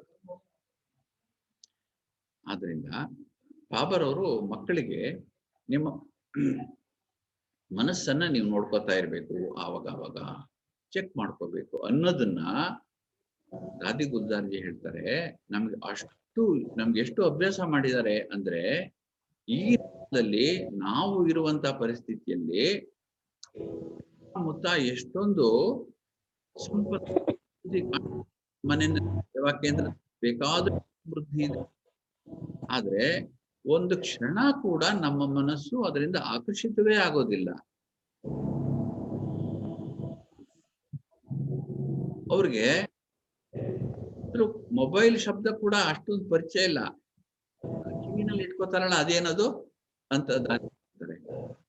ಅಂದ್ರೆ ಮೊಬೈಲ್ ಅನ್ನೋ ಶಬ್ದ ಕೂಡ ಅವ್ರಿಗೆ ಹೊರಗಡೆ ಬಾಹ್ಯ ಲೋಕಕ್ಕೆ ಸಂಬಂಧಪಟ್ಟಿದ್ದು ಅಂತ. ಅಷ್ಟರ ಮಟ್ಟಿಗೆ ಮನಸ್ಸು ಎಲ್ಲೂ ಆಕರ್ಷಣೆ ಆಗದ ಹಾಗೆ ಇದ್ರೆ ಬೇಕಾದ್ರೆ ಆಗಲ್ಲ. ಯಾಕೆ ಸ್ಟೆಬಿಲಿಟಿ ಆಗೋದಿಲ್ಲ. ನಮ್ಮ ಬೇರೆಯವರ ವಿಶೇಷತೆಗಳಿಗೂ ನೀವು ಆಕರ್ಷಣೆ ಆಗುತ್ತೆ. ಬೇರೆಯವರಲ್ಲಿರುವ ಗುಣಗಳನ್ನು ನೋಡಿ ನೀವು ಆಕರ್ಷಣೆ ಆಗುವ ಹಾಗಿಲ್ಲ. ಎಂತ ಅದ್ಭುತವಾದಂತ ಸಂದೇಶ ನಮ್ಗೆ ಕೊಟ್ಟರು ಬಾಬರು. ಎಂತ ಚಾಲೆಂಜ್, ಎಂತ ಸವಾಲಿದು. ಸುಲಭವಾಗಿ ಆಕರ್ಷಣೆ ಆಗ್ತದೆ, ಯಾಕೆಂದ್ರೆ ಸಂಸ್ಕಾರ ಆಗ್ಬಿಟ್ಟಿದೆಲ್ಲ ನಮ್ಗೆ. ಆ ಕ್ಷಣಕ್ಕೆ ಮನಸ್ಸು ಕೆಳಗಡೆ ಇಳಿದೇ ಬಿಡುತ್ತೆ, ಸ್ಥಿರತೆ ಹೊರಟೋಗ್ಬಿಡುತ್ತೆ ಮನಸ್ಸಲ್ಲಿ. ಆಗಿ ಅಭ್ಯಾಸ ಆಗಿದ್ರೆ ನಮ್ಗೆ ಪ್ರತಿಯೊಂದು ಕ್ಷಣದಲ್ಲಿ ಮತ್ತೆ ಅದನ್ನ ಗಮನಿಸಿ ಪುನಃ ನಾನು ಉರಿಸ್ತಾ ಇದ್ದೆ. ಸಂಜೆ ಅಷ್ಟೊತ್ತಿಗೆ ಎಲ್ಲಿದೆ ಸ್ಟೆಬಿಲಿಟಿ ಆಫ್ ದಿ ಮೈಂಡ್? ಯೋಗ ಕೂತ್ಕೊಂಡ್ರೆ ಎಲ್ಲಿ ಯೋಗ ತಗಲುತ್ತೆ? ಬಾಬು ನೆನಪು ಹೇಗ್ ಬರುತ್ತೆ? ಸ್ವಯಂ ಸೇವೆ ಎಲ್ಲಿಂದ ಆಗೋದು? ಆದ್ರಿಂದ ಬಾಬೋರ ಮನೆಯಲ್ಲಿ ಈ ಜ್ಞಾನ ಅನ್ನುವಂಥದ್ದು ಬಹಳ ಬಹಳ ಬಹಳ ಸೂಕ್ಷ್ಮ. ಎಲ್ಲವೂ ಬಹಳ ಸೂಕ್ಷ್ಮ, ಲೆಕ್ಕಾಚಾರನು ಬಹಳ ಸೂಕ್ಷ್ಮ, ಹಾಗೆ ನಮ್ಮ ಗಳಿಕೆ ಕೂಡ ಬಹಳ ಸೂಕ್ಷ್ಮ. ಒಂದು ಅಂತರ ನಾವು ತಿಳ್ಕೊಳ್ದೇ ಇದ್ರೆ, ಸ್ಥೂಲವಾದಂತಹ ಸೌಲಭ್ಯಗಳಿಂದ ನಾನು ಗಳಿಸಿದ್ದೀನಿ ಅಂತ ತಿಳ್ಕೊಂಡ್ರೆ, ಹಣವನ್ನ ಜೋಡಿಸಿಟ್ಕೊಂಡು ನಾನು ಜೀವನದಲ್ಲಿ ಗಳಿಸಿದ್ದೀನಿ ಅಂತ ತಿಳ್ಕೊಂಡ್ರೆ ಅದು ಎಲ್ಲ ವಾಸ್ತವಿಕವಾಗಿ. ನಮಗೆ ಗಳಿಕೆ ಬರ್ತಕ್ಕಂಥದ್ದು ಸೇವೆಯಿಂದ ಸಿಗುವಂತಹ ಆಶೀರ್ವಾದಗಳಿಂದ, ಪರಮಾತ್ಮನ ನೆನಪಿನಿಂದ ಸಿಗುವ ಶಕ್ತಿಯಿಂದ, ಹಾಗೂ ಆಂತರಿಕವಾಗಿ ನಮ್ಮಲ್ಲಿರ್ತಕ್ಕಂಥ ಸ್ಥಿರತೆಯಿಂದ, ಸ್ಟೆಬಿಲಿಟಿ ಆಫ್ ದಿ ಮೈಂಡ್ ಇಂದ ಸಿಗುತ್ತೆ. ಇದರಿಂದ ನಮಗೆ ಸಂತುಷ್ಟತೆ ಸಿಗ್ತಾ ಹೋಗುತ್ತೆ. ಈ ಸಂತುಷ್ಟತೆಯೇ ನಮಗೆ ಪ್ರತ್ಯಕ್ಷ ಫಲ. ನಾನು ಎಷ್ಟರ ಮಟ್ಟಿಗೆ ಸಂತುಷ್ಟನಾಗಿದ್ದೀನಿ ಅನ್ನೋದು ಬಾಬಾ ಹೇಳ್ತಾರೆ, ನೀವು ಚೆಕ್ ಮಾಡ್ಕೋಬೇಕು. ಯಾಕಂದ್ರೆ ಸಂತುಷ್ಟತೆ ಎನ್ನುವುದು ಎಲ್ಲ ಗುಣಗಳಿಗೆ ರಾಣಿ ಇದ್ದ ಹಾಗೆ. ಬಾಬರವರು ಮೊನ್ನೆ ಒಂದು ಶಬ್ದ ಉಪಯೋಗಿಸಿದ್ರು. ಏನಂದ್ರೆ ಬಾಬರವರು ರಾಣಿ ಜೇನ್ ಇದ್ದಾಗಂತೆ. ರಾಣಿ ಜೇನ್ ಎಲ್ಲಿದೆಯೋ ಹಾಗೆ ಆತ್ಮಗಳು ಅನ್ನುವಂತ ಜೇನುಗಳು ಹೋಗಿ ಹೋಗಿ ಕೂತ್ಕೋತವೆ ಅಂತ ಬಾಬರವರು ಹೇಳಿದ್ರು. ರಾಣಿ ಜೇನು ಹಾಗೆ. ಹಾಗೆ ಸಂತುಷ್ಟತೆ ಅನ್ನುವುದು ಒಂದು ರಾಣಿ ಜೇನ್ ಇದ್ದ ಹಾಗೆ. ಆ ರಾಣಿ ಜೇನು ನಮ್ಮಲ್ಲಿ ಇನ್ಸ್ಟಾಲ್ ಆಗಿದ್ರೆ, ನಮ್ಮ ಒಳಗಡೆ ಸೇರ್ಕೊಂಡ್ಬಿಟ್ಟಿದ್ರೆ, ಪ್ರತಿ ಹಂತದಲ್ಲೂ ನಾನು ಸಂತುಷ್ಟತೆಯ ಅನುಭವವನ್ನೇ ಮಾಡ್ತಾ ಇದ್ರೆ, ಬೇರೆಯವ್ರ ನಿಂದನೆ ಮಾಡ್ಲಿ ಅಥವಾ ಕೋಪದಿಂದ ಮಾತಾಡ್ಲಿ, ಅಪಶಬ್ದಗಳನ್ನು ಉಪಯೋಗಿಸ್ಲಿ, ವೃಥ ಆರೋಪಗಳನ್ನು ಹೊರಿಸ್ಲಿ, ಏನೇ ಆದ್ರೂ ಕೂಡ ನಾನು ನನ್ನ ಸ್ಥಿತಿಯಿಂದ ಕೆಳಗಡೆ ಜಾರದೇ ಇದ್ರೆ ಅದೇ ನನ್ನ ಮೇಲೆ ನಾನು ಮಾಡ್ಕೊಳ್ಳುವಂತ ಬಹಳ ದೊಡ್ಡ ಕೃಪೆ, ಬಹಳ ದೊಡ್ಡ ಕರುಣೆ ನನ್ನ ಮೇಲೆ ನಾನು ಮಾಡ್ಕೊಳ್ಳುವಂಥದ್ದು. ಈ ಆಂತರಿಕವಾದಂತಹ ಒಂದು ಪ್ರಯತ್ನಗಳು, ಪುರುಷಾರ್ಥಗಳು ಜೀವನದಲ್ಲಿ ನಮ್ಮನ್ನು ತುಂಬಾ ಮುಂದಕ್ಕೆ ತಗೊಂಡು ಹೋಗುತ್ತೆ. ನಮ್ಮ ಜೀವನವನ್ನ ಫಸ್ಟ್ ನಾವು ನೋಡ್ಕೊಳ್ಬೇಕು. ಬೆಳಿಗ್ಗೆ ಎದ್ದಾರಿಪಿಂದ ರಾತ್ರಿ ಮಲಗುವಿಗೆ ನನ್ನ ಸಮಯ ಹೇಗೆ ಕಳೀತಾ ಇದ್ದೀನಿ, ಮುರಳಿಯಲ್ಲಿ ಬರುವಂತ ಪಾಯಿಂಟ್ಸ್ನ ನಾನು ನೋಟ್ ಮಾಡ್ಕೊಳ್ತೀನ, ಮನನ ಮಾಡ್ಕೊಳ್ತೀನ, ಅದರಲ್ಲಿ 1-2 ಪಾಯಿಂಟ್ ಆರು ಪ್ರತಿನಿತ್ಯ ಸ್ವರೂಪದಲ್ಲಿ ಬರುವಂತ ಪ್ರಯತ್ನವನ್ನ, ಅದನ್ನ ಪ್ರಯೋಗ ಮಾಡುವಂತ ಪ್ರಯತ್ನವನ್ನ ನಾನು ಮಾಡ್ತೀನ. ಇದು ನಿಜವಾದಂತ ಪುರುಷಾರ್ಥ. ಬಾಬರವರು ಪುರುಷಾರ್ಥಕ್ಕೆ ಒಂದು ವಂಡರ್ಫುಲ್ ಡೆಫಿನೇಷನ್ ಕೊಟ್ಟಿದ್ದಾರೆ. ಏನ್ ಗೊತ್ತಾ? ಪುರುಷಾರ್ಥ ಅಂದ್ರೆ ಹಿಂದಿನ ಕ್ಷಣಕ್ಕಿಂತ ಈಗಿನ ಕ್ಷಣ ಉತ್ತಮವಾಗಿರ್ಬೇಕಂತೆ. ನೋಡಿ, ಜ್ಞಾನ ಸಾಗರ ಕೊಡುವಂತ ಡೆಫಿನೇಷನ್ ಹೇಗಿದೆ. ಹಿಂದಿನ ಕ್ಷಣಕ್ಕಿಂತ ಈಗಿನ ಕ್ಷಣ ಉತ್ತಮವಾಗಿದ್ರೆ ಅದೇ ನಿಜವಾದ ಪುರುಷಾರ್ಥ. ಒಂದು ಡೆಫಿನೇಷನ್. ಇನ್ನೊಂದು ಡೆಫಿನೇಷನ್ ಬಾಬಾ ಹೇಳೋದು, ನಿಮ್ಮ ಮನಸ್ಸಿನಲ್ಲಿ ಎಲ್ಲರ ಬಗ್ಗೆ ಶುಭ ಭಾವನೆ, ಶುಭ ಚಿಂತನೆಗಳಿದ್ರೆ ಅದೇ ನಿಜವಾದಂತ ಪುರುಷಾರ್ಥ. ಪ್ರತಿಯೊಂದು ಹಂತದಲ್ಲಿ, ಪ್ರತಿ ದಿವಸ, ಪ್ರತಿ ಕ್ಷಣ ಎಲ್ಲರ ಬಗ್ಗೆ ಶುಭ ಭಾವನೆ ಇರುತ್ತಾ? ಇದೇ ನಿಜವಾದಂತ ಪುರುಷಾರ್ಥ ಅಂತ ಬಾಬರು ಹೇಳ್ತಾರೆ. ಹಾಗಾಗಿ ಇವೆಲ್ಲ ಆಂತರಿಕವಾದಂತಹ ಬೆಳವಣಿಗೆಗಳು, ಆಂತರಿಕವಾದಂತಹ ಬದಲಾವಣೆಗಳು, ಆಂತರಿಕವಾದಂತಹ ಚೆಕ್ಕಿಂಗ್ಗಳು, ಪರಿವರ್ತನೆಗಳು ಅನವರತವಾಗಿ ನಡೀತಾನೆ ಇದ್ದಾಗ ಮಾತ್ರ ಆತ್ಮದ ಶಕ್ತಿ ಬಲವಾಗ್ತಾ ಹೋಗುತ್ತೆ. ಆತ್ಮ ಸ್ವಾಭಾವಿಕವಾಗಿಯೇ ಪರಮಾತ್ಮನಿಂದ ಆಕರ್ಷಣೆಗೆ ಒಳಗಾಗುತ್ತೆ. ಬಾಬಾ ಅನ್ನುವ ಶಬ್ದ ಒಂದರಿಂದ ನಮಗೆ ಆಂತರ್ಯದಲ್ಲಿ ಏನೋ ಒಂದು ರೀತಿಯ ಹೊಳಪು ಕಾಣಬೇಕು ನಮಗೆ ಒಳಗಡೆ. ಈಗ ದಾದಿಗಳ ಮುಖದಲ್ಲಿ ನೀವು ಅಬ್ಸರ್ವ್ ಮಾಡಿರ್ಬೋದು, ಬಾಬಾ ಅನ್ನುವ ಶಬ್ದವನ್ನು ಯಾವಾಗ ಉಪಯೋಗಿಸ್ತಾರೋ ಅವ್ರ ಮುಖ ನೋಡಿ ಹೇಗಿರುತ್ತೆ ಗೊತ್ತಾ? ಮುಖದಲ್ಲಿ ಎಷ್ಟೊಂದು ನಗು, ಎಷ್ಟೊಂದು ಸಂತೃಪ್ತಿ, ಎಷ್ಟೊಂದು ಸಂತೋಷ, ಎಷ್ಟೊಂದು ಸಂತುಷ್ಟತೆ ಬರೀ ಬಾಬಾ ಅನ್ನೋ ಒಂದು ಶಬ್ದದಲ್ಲಿ. ಆದ್ರಿಂದ ನಾನು ಬಾಬಾ ಅಂತ ಯಾವಾಗ ಉಪಯೋಗಿಸ್ತೀನೋ ಶಬ್ದವನ್ನ, ಅದು ಆ ಶಬ್ದ ನನ್ನ ಬಾಬಾರ ಹತ್ರ ಕರ್ಕೊಂಡು ಹೋಗುತ್ತಾ ಅಂತ ನೋಡ್ಕೋಬೇಕು ನಾನು.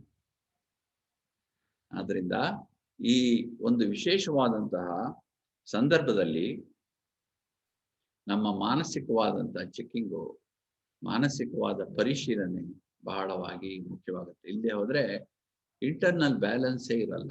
ಬಾಬಾ ಹೇಳಿದ್ರಲ್ಲ ಇವತ್ತು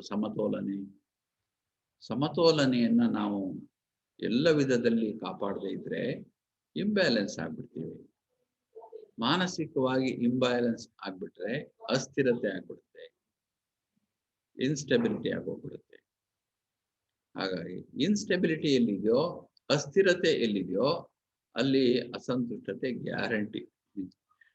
ಆದ್ರಿಂದ ಎಲ್ಲ ಪುರುಷಾರ್ಥಗಳು ಹೊರಡೋದು ನಮ್ಮ ಸಂಕಲ್ಪಗಳಿಂದನೇ. ಇದೊಂದು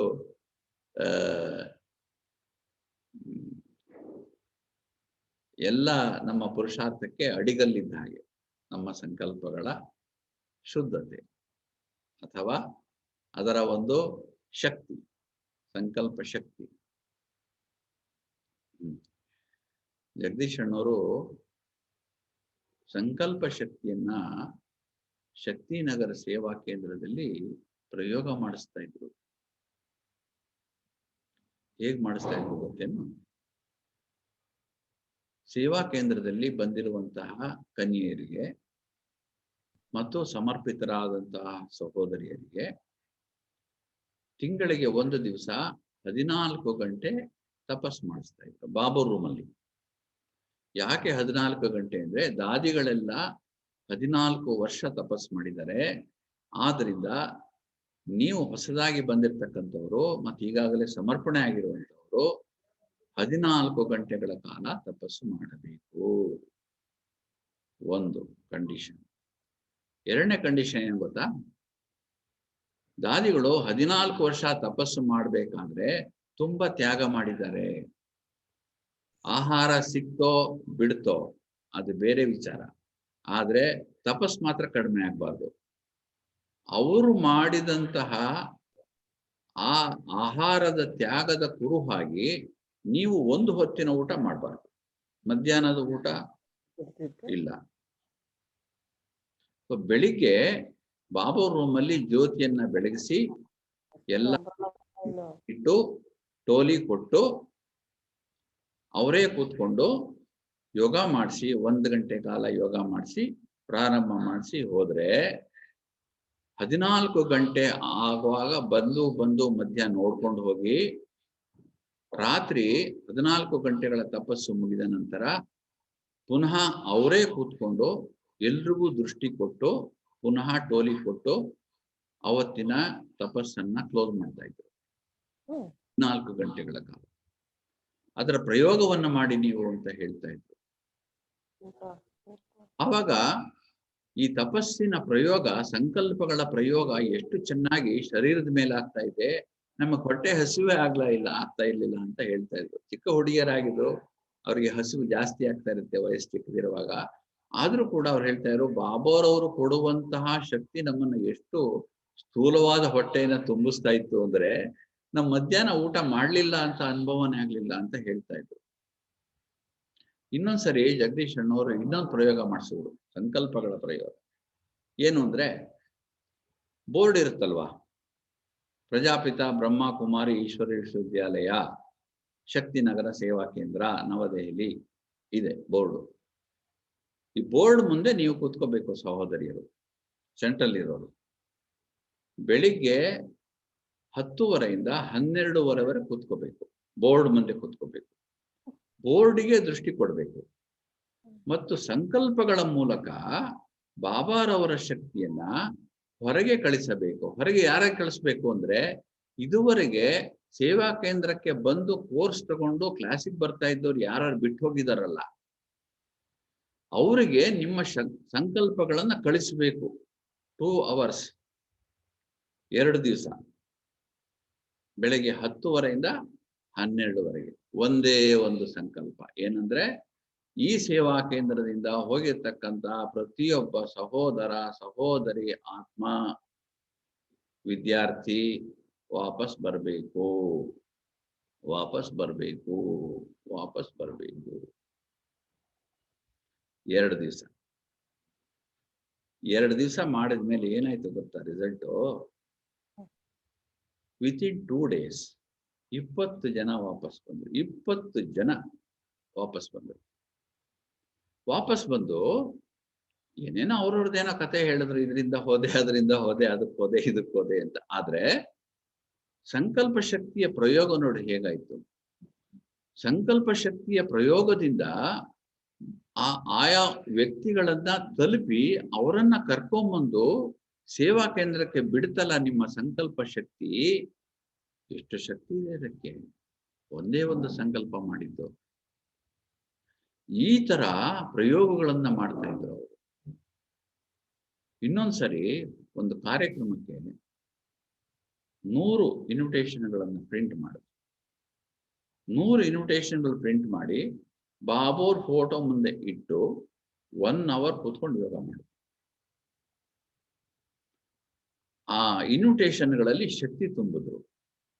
ಶಕ್ತಿ ತುಂಬಿ ತಾವೇ ಹೋಗಿ 100 ಜನಕ್ಕೆ ಪ್ರತಿಯೊಬ್ಬರಿಗೂ ಬಹಳ ಪ್ರೀತಿಯಿಂದ ಬಾಬೋರ್ ನೆನಪಿಂದ ಒಬ್ಬೊಬ್ಬರಿಗೆ ಅಡ್ರೆಸ್ ಬರೆದು ಇನ್ವಿಟೇಷನ್ಗಳು ಕೊಟ್ಟರು. 99 ಜನ ಬಂದರು ಕಾರ್ಯಕ್ರಮ. ಸಂಕಲ್ಪಗಳ ಪ್ರಯೋಗ ನೋಡಿ ಹೇಗಿದೆ. ಆದ್ರಿಂದ ಸಂಕಲ್ಪಗಳಿಂದ ಸಿದ್ಧಿ ಅಂತ ಹೇಳ್ತೀವಲ್ಲ ನಾವು, ಇದೇ ಸಿದ್ಧಿ, ಸೇವೆಯೇ ಸಿದ್ಧಿ. ಎರಡನೇದು ಸಂತುಷ್ಟತೆ, ಆಂತರಿಕ ಸಂತುಷ್ಟತೆಯೇ ಸಿದ್ಧಿ, ಸಂಕಲ್ಪ ಸಿದ್ಧಿ. ಆದ್ರಿಂದ ಇಂತಹ ಪ್ರಯೋಗಗಳನ್ನ ನಮಗೆ ನಾವೇ ಮಾಡ್ಕೋಬೇಕು. ಏನಾರು ಒಂದು ಬಲವಾದ ಸಂಕಲ್ಪವನ್ನ, ಸೇವೆಯ ಸಂಕಲ್ಪ, ಸ್ವಾರ್ಥದ ಸಂಕಲ್ಪವಲ್ಲ, ಸೇವೆಯ ಸಂಕಲ್ಪ ಅಥವಾ ಪುರುಷಾರ್ಥದ ಸಂಕಲ್ಪ. ಈ ಪುರುಷಾರ್ಥದ ಸಂಕಲ್ಪ ಎಷ್ಟು ಗಟ್ಟಿಯಾಗಿರ್ಬೇಕಂದ್ರೆ, ಇದನ್ನ ನಾನು ಅನುಭವ ಮಾಡದೆ ನಾನು ಇಲ್ಲಿಂದ ಏಳೋದಿಲ್ಲ. ಇವತ್ತು 1 ಗಂಟೆ ಯೋಗ ಆಗಲಿ, 2 ಗಂಟೆ ಆಗಲಿ, 3 ಗಂಟೆ ಆಗಲಿ, ನಾನು ಇಲ್ಲಿ ಕುಳಿತು ಇದನ್ನ ಅನುಭವ ಮಾಡೇ ಬಾಬೋರ್ ಚಿತ್ರದಿಂದ ಎದ್ದು ಹೋಗೋದು ನಾನು. ಅದು ಪ್ರಯೋಗ, ಅದು ಮಾನಸಿಕವಾದಂತಹ ಶಕ್ತಿ, ದೃಢತೆ ಪ್ರಯೋಗ. ಆ ತರ ಪ್ರಯೋಗಗಳನ್ನ ಮಾಡಿ ದಾದಿಗಳು ಹೇಗಾಗಿದ್ದಾರೆ ಅಂದ್ರೆ, ಅವರು ಒಂದು ಸಂಕಲ್ಪ ಮಾಡಿದ್ರೆ ಮುಗೀತು. ಅದು ಆಗಿ ಹೋಯ್ತು ಅಂತಾನೆ ಅರ್ಥ. ಪ್ರಕಾಶ್ಮಣಿ ದಾದಿ ಇರುವಾಗ ಅಬು ಪರ್ವತದಲ್ಲಿ ದಾದಿಯವರು ಒಂದು ಸಂಕಲ್ಪ ಮಾಡೋದ್ರು ಅಂದ್ರೆ ಮುಗಿತು, ಅದು ಆಯ್ತು ಅಂತಾನೆ ಅರ್ಥ. ನನಗೆ ಈ ಸಂಕಲ್ಪ ಬಂದಿದೆ ಇವತ್ತು ಅಂತ ಬೆಳಿಗ್ಗೆ ಮುರಳಿ ಓದ್ತಾ ಹೇಳ್ಬಿಟ್ರೆ ಆ ಸಂಕಲ್ಪ ಆಯ್ತು ಅಂತ ತಿಳ್ಕೊಳ್ಳಿ ಅಂತ ನಾವು ಹೊಸದಾಗಿ ಹೋಗಿದ್ವಿ ಅವಾಗ. ಆಗ ಅಲ್ಲಿ ನಮ್ಗೆ ಹೇಳೋರು ದಾದಿ ಸಂಕಲ್ಪ ಅಂದ್ರೆ ಏನು ಅಂತ ತಿಳ್ಕೊಂಡಿದ್ದೀರಾ. ಸಂಕಲ್ಪ ಸಿದ್ಧಿ ಮಾಡ್ಕೊಂಡಿದ್ದಾರೆ ಅವರು ಒಂದು ಸಂಕಲ್ಪ ನೆರವೇರದೇ ಇರೋದು ಬಹಳ ಅಪರೂಪ ಅಂತ ಅಲ್ಲಿಯ ಅಬು ಪರ್ವತ ನಿವಾಸಿಗಳು ನಮ್ಗೆ ಹೇಳ್ತಾ ಇದ್ರು. Surrender brothers sisters 90s early 90s ಅಲ್ಲಿ ನಮ್ಗೆ ಹೇಳ್ತಾ ಇದ್ರು.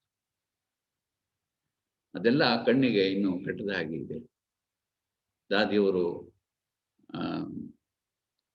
ಓಂ ಶಾಂತಿ ಭವನದಲ್ಲಿ ಕೂತ್ಕೊಂಡು ಮುರಳಿ ಓದ್ತಾ ಇದ್ದ ಆ ಒಂದು ದಿವಸಗಳು, ಅವರ ಮಾತುಗಳು, ಮಧ್ಯೆ ಹಿಂದ್ಗಡೆ ಕೈ ತೋರಿಸಿ ಬಾಬಾ ಅಂತ ಹೇಳಿ ನೆನಪು ಮಾಡ್ಕೋತಾ ಇದ್ದದ್ದು, ಮತ್ತು ಅವರ ಅನುಭವಗಳು ಮಧ್ಯೆ ಅನುಭವಗಳು ಹೇಳ್ತಾ ಇರ್ತಕ್ಕಂಥದ್ದು. ದಾದಿ ಪ್ರಕಾಶ್ಮಣಿ ಮುರಳಿ ಓದೋದ್ರಲ್ಲಿ ನಂಬರ್ 1 ಎಷ್ಟು ಚೆನ್ನಾಗಿ ಓದ್ತಾ ಇದ್ರು. ಪ್ರತಿ ದಿವಸ ಅವ್ರದ್ದೇನು ಅಂತ ಅದ್ಭುತವಾದಂತ ಸಂಕಲ್ಪಗಳ ಶಕ್ತಿ ಸಿದ್ಧಿ ಮಾಡ್ಕೊಂಡು, ಅಷ್ಟೆಲ್ಲ ಸಿದ್ಧಿ ಮಾಡದೇ ಇದ್ರೆ ಈ ಸಂಸ್ಥೆ ಇಷ್ಟೊಂದು ಬೆಳವಣಿಗೆ ಆಗ್ತಾ ಇತ್ತ? ಯೋಚನೆ ಮಾಡಿ. ಯಾವ ಶಕ್ತಿ ಅದು? ಸಂಕಲ್ಪ ಸಿದ್ಧಿ ಅಲ್ವಾ? ದಾದಿಯವರು ಎಷ್ಟು ಮಟ್ಟಿಗೆ ಅಂದ್ರೆ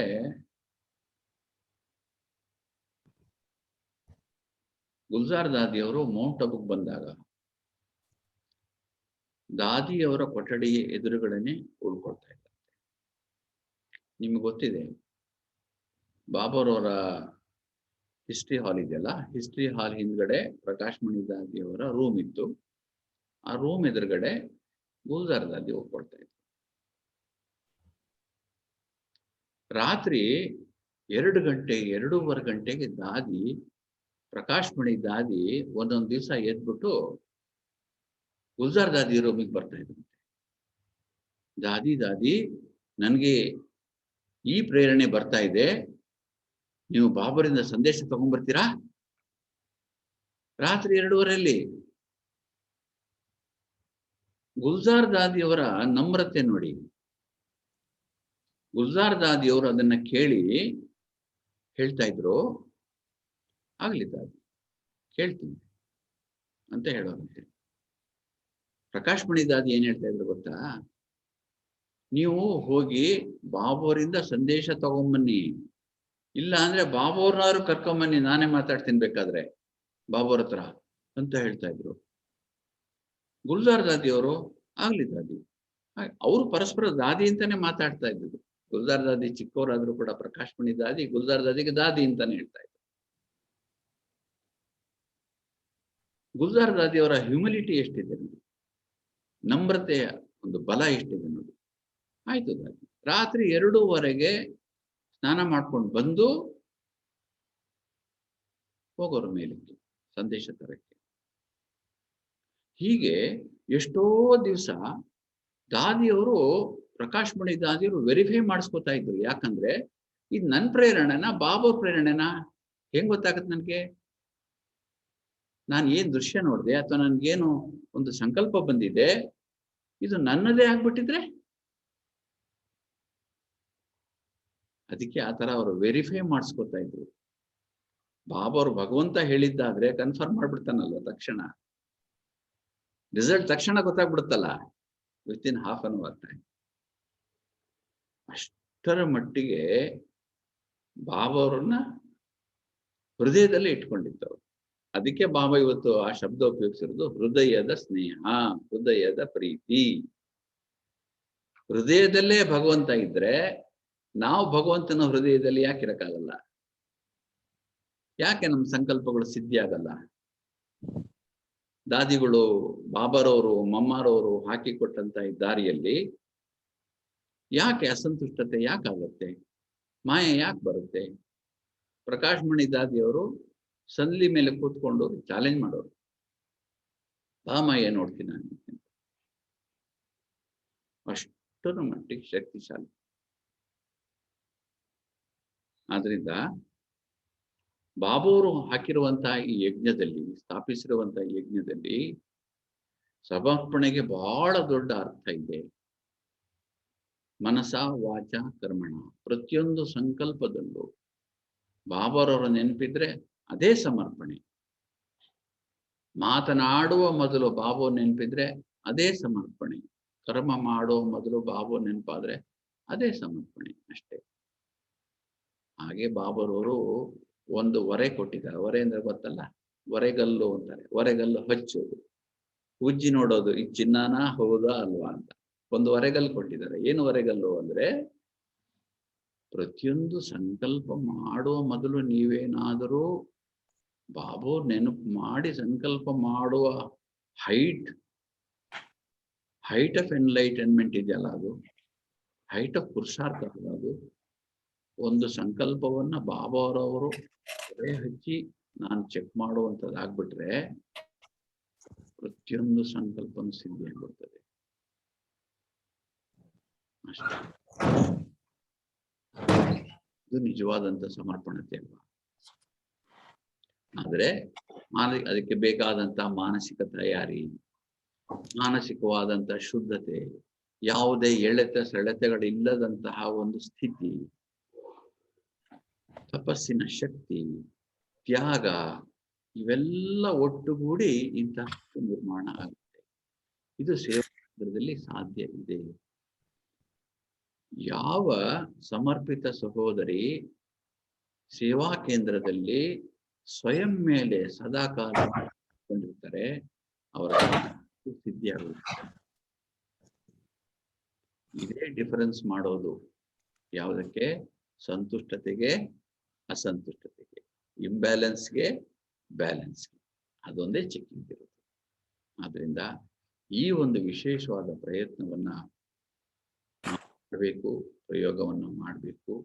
ಸದಾಕಾಲ balanced mind and balanced thinking, ನಮ್ಮ ಆಲೋಚನೆಗಳು ಕೂಡ ಬ್ಯಾಲೆನ್ಸ್ ಆಗಿರ್ಬೇಕು. ಸ್ವ ಮತ್ತು ಸೇವೆ ಎರಡರ ಮಧ್ಯೆ ಬ್ಯಾಲೆನ್ಸ್ ಆಗಿರ್ಬೇಕು. ತುಂಬಾ ಗಮನ ಕೊಡ್ಬೇಕು. ನಮ್ಮ ಮೇಲೆ ನಾವು ತುಂಬಾ ಗಮನ ಕೊಡೋದಿದೆ. ತುಂಬಾ ಮುರಳಿಯ ಬಗ್ಗೆ, ಮುರಳಿಯ ಅಧ್ಯಯನದ ಬಗ್ಗೆ, ಮುರಳಿಯ ವಿಶೇಷವಾದ ಜ್ಞಾನ ಬಿಂದುಗಳನ್ನ ಸ್ವರೂಪದಲ್ಲಿ ತರುವುದರ ಬಗ್ಗೆ ಗಮನ ಇರ್ಬೇಕಲ್ವಾ? ಇದನ್ನೇ ಆತ್ಮಿಕ ಸ್ಥಿತಿ ಅಂತ ಹೇಳೋದು. ಈ ಆತ್ಮಿಕ ಸ್ಥಿತಿಯಲ್ಲಿ ಉಳ್ಕೊಂಡಿದ್ರೆ ನಾವು ಎಷ್ಟು ಹೊತ್ತು ಸಾಧ್ಯವೋ ಅಷ್ಟು ನಾವು ನಿರ್ವಿಘ್ನ ಆಗೋಗ್ಬಿಡ್ತೀವಿ. ಯಾವ ಮಾಯನೂ ಬರಕ್ ಸಾಧ್ಯ ಇಲ್ಲ ಆತ್ಮಿಕ ಸ್ಥಿತಿಯಲ್ಲಿ. ಅದನ್ನೇ ಬಾಬರು ಮನೋಬಲ, ಶಕ್ತಿ, ಪರಮಾತ್ಮನ ಬಲ ಅಂತ ಹೇಳೋದು. ಆತ್ಮಿಕ ಸ್ಥಿತಿಯಲ್ಲಿ ಇದ್ದವರು ಪರಮಾತ್ಮನ ನೆನಪು ಮಾಡೋದು ತುಂಬಾ ಈಜಿ ಆಗೋಗ್ಬಿಡ್ತದೆ. ಆತ್ಮಿಕ ಸ್ಥಿತಿಯ ಸಿಂಹಾಸನದಲ್ಲಿ ಕುಳಿತುಕೊಂಡ್ರೆ ಬಾಬರವರು ಅವರೇ ಹೇಳ್ಕೊಂಡ್ ಬಿಡ್ತಾರೆ ಮೇಲಕ್ಕೆ. ಬಾಬಾ ಹೇಳ್ತಾರಲ್ಲ, ನಾನು ಹೇಳ್ಕೊಂಡ್ ಬಿಡ್ತೀನಿ ಮೇಲಕ್ಕೆ ಅಂತ. ಬಾಬರು ಇನ್ನೂ ಒಂದು ಶಬ್ದ ಹೇಳ್ತಾರಲ್ಲ, ನೀವು ಫಾಸಿಕಾ ತಖ್ತ್ ಪರ್ ಖಡೆ ಹೋನ ಅಂತ. ಅಂದ್ರೆ ಫಾಸಿಗೆ ಉರುಳು ಕೊಡಿ ನೀವು ಅಂತ. ಅಂದ್ರೆ ಒಂದೊಂದು ಸಂಕಲ್ಪವೂ ಕೂಡ ಪರಮಾತ್ಮನ ನೆನಪು ಅನ್ನುವಂತಹ ಫಾಸಿಯ ದಾರಕ್ಕೆ ಸಿಗಾಕೊಂಡ್ಬಿಡ್ಬೇಕು, ನೇಣು ಹಾಕೊಂಡ್ಬಿಡ್ಬೇಕು. ಆ ಶಬ್ದ ಉಪಯೋಗಿಸ್ತಾರೆ ಬಾಬಾ, ನೇಣು ಅನ್ನೋ ಶಬ್ದ ಉಪಯೋಗಿಸ್ತಾರೆ. ಅದರಿಂದ ಈ ಒಂದು ವಿಶೇಷವಾದಂತಹ ಸಂದರ್ಭ ಇದು. ಈ ಜ್ಞಾನ ಯಜ್ಞ, ಈ ಜ್ಞಾನ ಯಜ್ಞದಲ್ಲಿ ಸಮರ್ಪಿತರಾಗಿರ್ತಕ್ಕಂತಹ ಒಂದು ಸೌಭಾಗ್ಯ ಮತ್ತು ವಿಶೇಷ ಪುರುಷಾರ್ಥ ಮಾಡುವಂತಹ ಅವಕಾಶ ಮತ್ತು ವಿಶ್ವ ಸೇವೆ ಮಾಡುವಂತಹ ಅತ್ಯಧಿಕ ಶಕ್ತಿ ಇರ್ತಕ್ಕಂಥ ಸೌಭಾಗ್ಯ ಇರ್ತಕ್ಕಂಥದ್ದು ಈಶ್ವರೀಯ ವಿಶ್ವವಿದ್ಯಾಲಯದಲ್ಲಿ ಹೊರತಾಗಿ ಬೇರೆ ಯಾವುದರಲ್ಲೂ ಸಿಗೋದಿಲ್ಲ, ಚಾನ್ಸೇ ಇಲ್ಲ. ಆದ್ರಿಂದ ಇಂತಹ ಒಂದು ಪರಮಾತ್ಮನೇ ಸ್ಥಾಪಿಸಿರ್ತಕ್ಕಂಥ ಈ ಯಜ್ಞದಲ್ಲಿ ನಾವು ಒಂದು ಸಣ್ಣ ಒಂದು ಕಿರು ಬೆರಳಾಗಿ ಭಗವಂತನಿಗೆ ಬಲಗೈಯಾಗಿ ಯೋಗ ಮಾಡ್ತಾ, ಜ್ಞಾನವನ್ನ ಅಧ್ಯಯನ ಮಾಡ್ತಾ, ಜ್ಞಾನವನ್ನ ಜೀವನದಲ್ಲಿ ಧಾರಣೆ ಮಾಡ್ತಾ ನಮ್ಮನ್ನು ನಾವು ಪರಿವರ್ತನೆ ಮಾಡಿಕೊಂಡ್ರೆ ಖಂಡಿತವಾಗಿ ನಾವು ಜೀವನದಲ್ಲಿ ಸಂತುಷ್ಟತೆಯನ್ನು ಸದಾ ಕಾಲ ಅನುಭವ ಮಾಡಲಿಕ್ಕೆ ಸಾಧ್ಯ ಆಗುತ್ತೆ. ಏನಿರಲಿ ಏನಿಲ್ಲದೆ ಇರಲಿ, ಯಾವುದೇ ಸಮಸ್ಯೆ ಬರಲಿ, ಯಾವುದೇ ಮಾಯೆ ಬರಲಿ, ಹಣ ಇರಲಿ ಹಣ ಇಲ್ಲದೆ ಇರಲಿ. ಇವತ್ತು ಬಾಬಾ ಹೇಳೋದಲ್ಲ, ಎಷ್ಟೋ ಜನ ಹಾಕಂದ್ರು ಒಂದೇ ಸರಿ ಅಡಿಗೆ ಮಾಡ್ಕೊಂಡ್ಬಿಟ್ಟು 3 ಹೊತ್ತು ಅದನ್ನೇ ತಿನ್ಕೊಂಡಿರ್ತಾರೆ. ನೋಡಿ, ಬಾಬರ್ಗೆಲ್ಲ ಗೊತ್ತಿರುತ್ತೆ. ತುಂಬಾ ಜನ ಸಿಸ್ಟರ್ಸ್ ಹಾಗೆ ಮಾಡ್ಕೋತಾರೆ, ಇಲ್ಲ ಅಂತ ಏನಿಲ್ಲ. ಗಮನ ಇಲ್ಲ ಅದ್ರ ಬಗ್ಗೆ. ಊಟ ಬಿಸಿ ಬಿಸಿಯಾಗಿ ಮಾಡ್ಕೋಬೇಕು, ಹೊತ್ತೊತ್ತಿಗೆ ಮಾಡ್ಕೋಬೇಕು, ಗಮನ ಇರಲ್ಲ. ಯಾಕೆಂದ್ರೆ ಅವಶ್ಯಕತೆ ಇಲ್ಲ. ಹೊಟ್ಟೆಗೆ ಆ ಟೈಮ್ಗೆ ಏನ್ ಬೇಕೋ ಅದು ತಿನ್ಕೊಂಡಿರೋದು. ಹಾಗಂತ ಹಾಗೆ ಇರ್ಬೇಕು ಅಂತ ಏನಿಲ್ಲ, ಮಾಡ್ಕೊಂಡು ತಿನ್ಬೋದು, ತೊಂದರೆ ಏನಿಲ್ಲ. ಆದ್ರೆ ಬಾಬು ನೆನಪು ಇದೆಯಾ, ಅದು ಬಹಳ ಮುಖ್ಯ. ಆದ್ರಿಂದ ಇದ್ರ ಬಗ್ಗೆ ನಾವು ವಿಶೇಷವಾಗಿ ಗಮನ ಕೊಡೋಣ. ಬಾಬುರು ಹೇಳಿರುವಂತ ಬ್ಯಾಲೆನ್ಸ್ಗಳೇನಿವೆ ಆ ಬ್ಯಾಲೆನ್ಸ್ಗಳೆಲ್ಲ ಗಮನ ಕೊಟ್ಟು ನಮ್ಮನ್ನ ನಾವು ವಿಶೇಷವಾಗಿ ಪುಣ್ಯಾತ್ಮರನ್ನಾಗಿ ಮಾಡ್ಕೊಳ್ಳೋಣ. ಓಂ ಶಾಂತಿ. ತಮಗೆಲ್ಲ ಧನ್ಯವಾದ.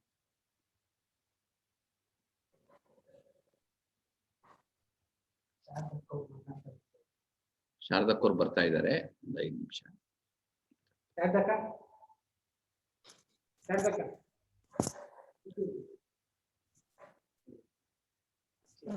ಪ್ರಸಾರ ಅನ್ನೋದು ಗೊತ್ತಾಗಲ್ಲ ಆತ್ಮಕ್ಕೆ, ಅದಕ್ಕೆ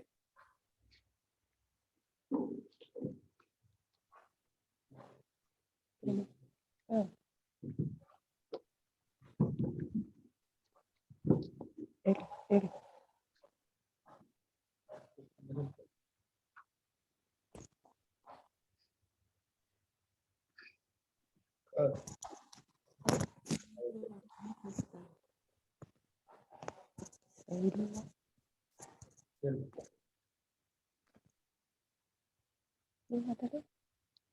ಓಂ ಶಾಂತಿ. ಜ್ಞಾನ ಸೂರ್ಯನಾದ ಸರ್ವಶಕ್ತಿವಾನ್ ಬಾಪ್ದಾದಾರವರ ಆತ್ಮೀಯ ಆಶಯಗಳನ್ನು ಪೂರ್ಣ ಮಾಡುವಂತಹ ಸದಾಕಾಲ ಬೆಳಗುವ ಜ್ಯೋತಿಗಳಾದ ನನ್ನ ಆತ್ಮೀಯ ಸಹೋದರ ಸಹೋದರಿಯರು, ಮೈಸೂರು ಸಬ್ ಝೋನಿನ ಸರ್ವ ಸ್ಥಾನಗಳಲ್ಲಿರುವಂತಹ ಆತ್ಮೀಯ ದೈವಿ ಸಹೋದರ ಸಹೋದರಿಯರು, ಈ ಒಂದು ಜ್ಞಾನ ಸರೋವರ ರಿಟ್ರೀಟ್ ಸೆಂಟರಿನ ಮೂಲಕ ಯಾವ ಜ್ಞಾನ ಸಿಂಧು ಸಭೆಯನ್ನು ಪ್ರಾರಂಭ ಮಾಡಲಾಗಿದೆ, ಆ ಒಂದು ಸಭೆಗೆ ತಮ್ಮೆಲ್ಲರೂ ಕೂಡ ನಾನು ಹಾರ್ದಿಕವಾಗಿ ಸ್ವಾಗತಿಸ್ತೇನೆ. ಸ್ವಾಗತವನ್ನು ಹೃದಯಪೂರ್ವಕವಾಗಿ ಕೋರ್ತೇನೆ. ಶಿವವಂಶಿ ಬ್ರಹ್ಮಮುಖ ವಂಶಾವಳಿ ಬ್ರಾಹ್ಮಣ ಕುಲವು ನಾವು ಬಗ್ಗೆ ಬಾಪ್ದಾದಾರವ್ರಿಗೆ ಯಾವುದು 2 ಆಶೆಗಳಿದೆ, ಅದನ್ನು ಇವತ್ತಿನ ಮುರಳಿಯಲ್ಲಿ ನಾವು ಕೇಳಿದ್ವಿ. ಅದರಲ್ಲೂ ಖಾಸಾಗಿ ಬ್ರಹ್ಮ ತಾಯಿಗೆ ನಮ್ಮ ಬಗ್ಗೆ ವಿಶೇಷವಾಗಿ ಆಶೆಗಳು ಪ್ರಕಟವಾಯಿತು. ಯಾವುದನ್ನ ಇವತ್ತಿನ ಮುರಳಿನಲ್ಲಿ ನಮ್ಗೆ ತಿಳಿಸಿದ್ರು. ಒಂದು ಸಾಕ್ಷಿ ಮತ್ತು ಸಾಥಿ ಆಗಿರೋದು, ಬಾಪ್ದಾದರ ಸಮಾನ ಆಗಿರುವಂಥದ್ದು. ಎರಡನೇದಾಗಿ ಸರ್ವ ಬ್ರಾಹ್ಮಣ ಆತ್ಮಗಳ ಪ್ರತಿಯಾಗಿ ಸದಾಕಾಲಕ್ಕೆ ಶುಭ ಭಾವನೆ ಶುಭ ಕಾಮನೆ ಇರುವಂಥದ್ದು. ಒಂದು ಭಾಷೆಯನ್ನು ನಾವು ಮಕ್ಕಳ ಬಗ್ಗೆ ಬಾಪ್ದಾದ ಪ್ರಕಟಗೊಳಿಸಿದ್ದಾರೆ. ಒಂದು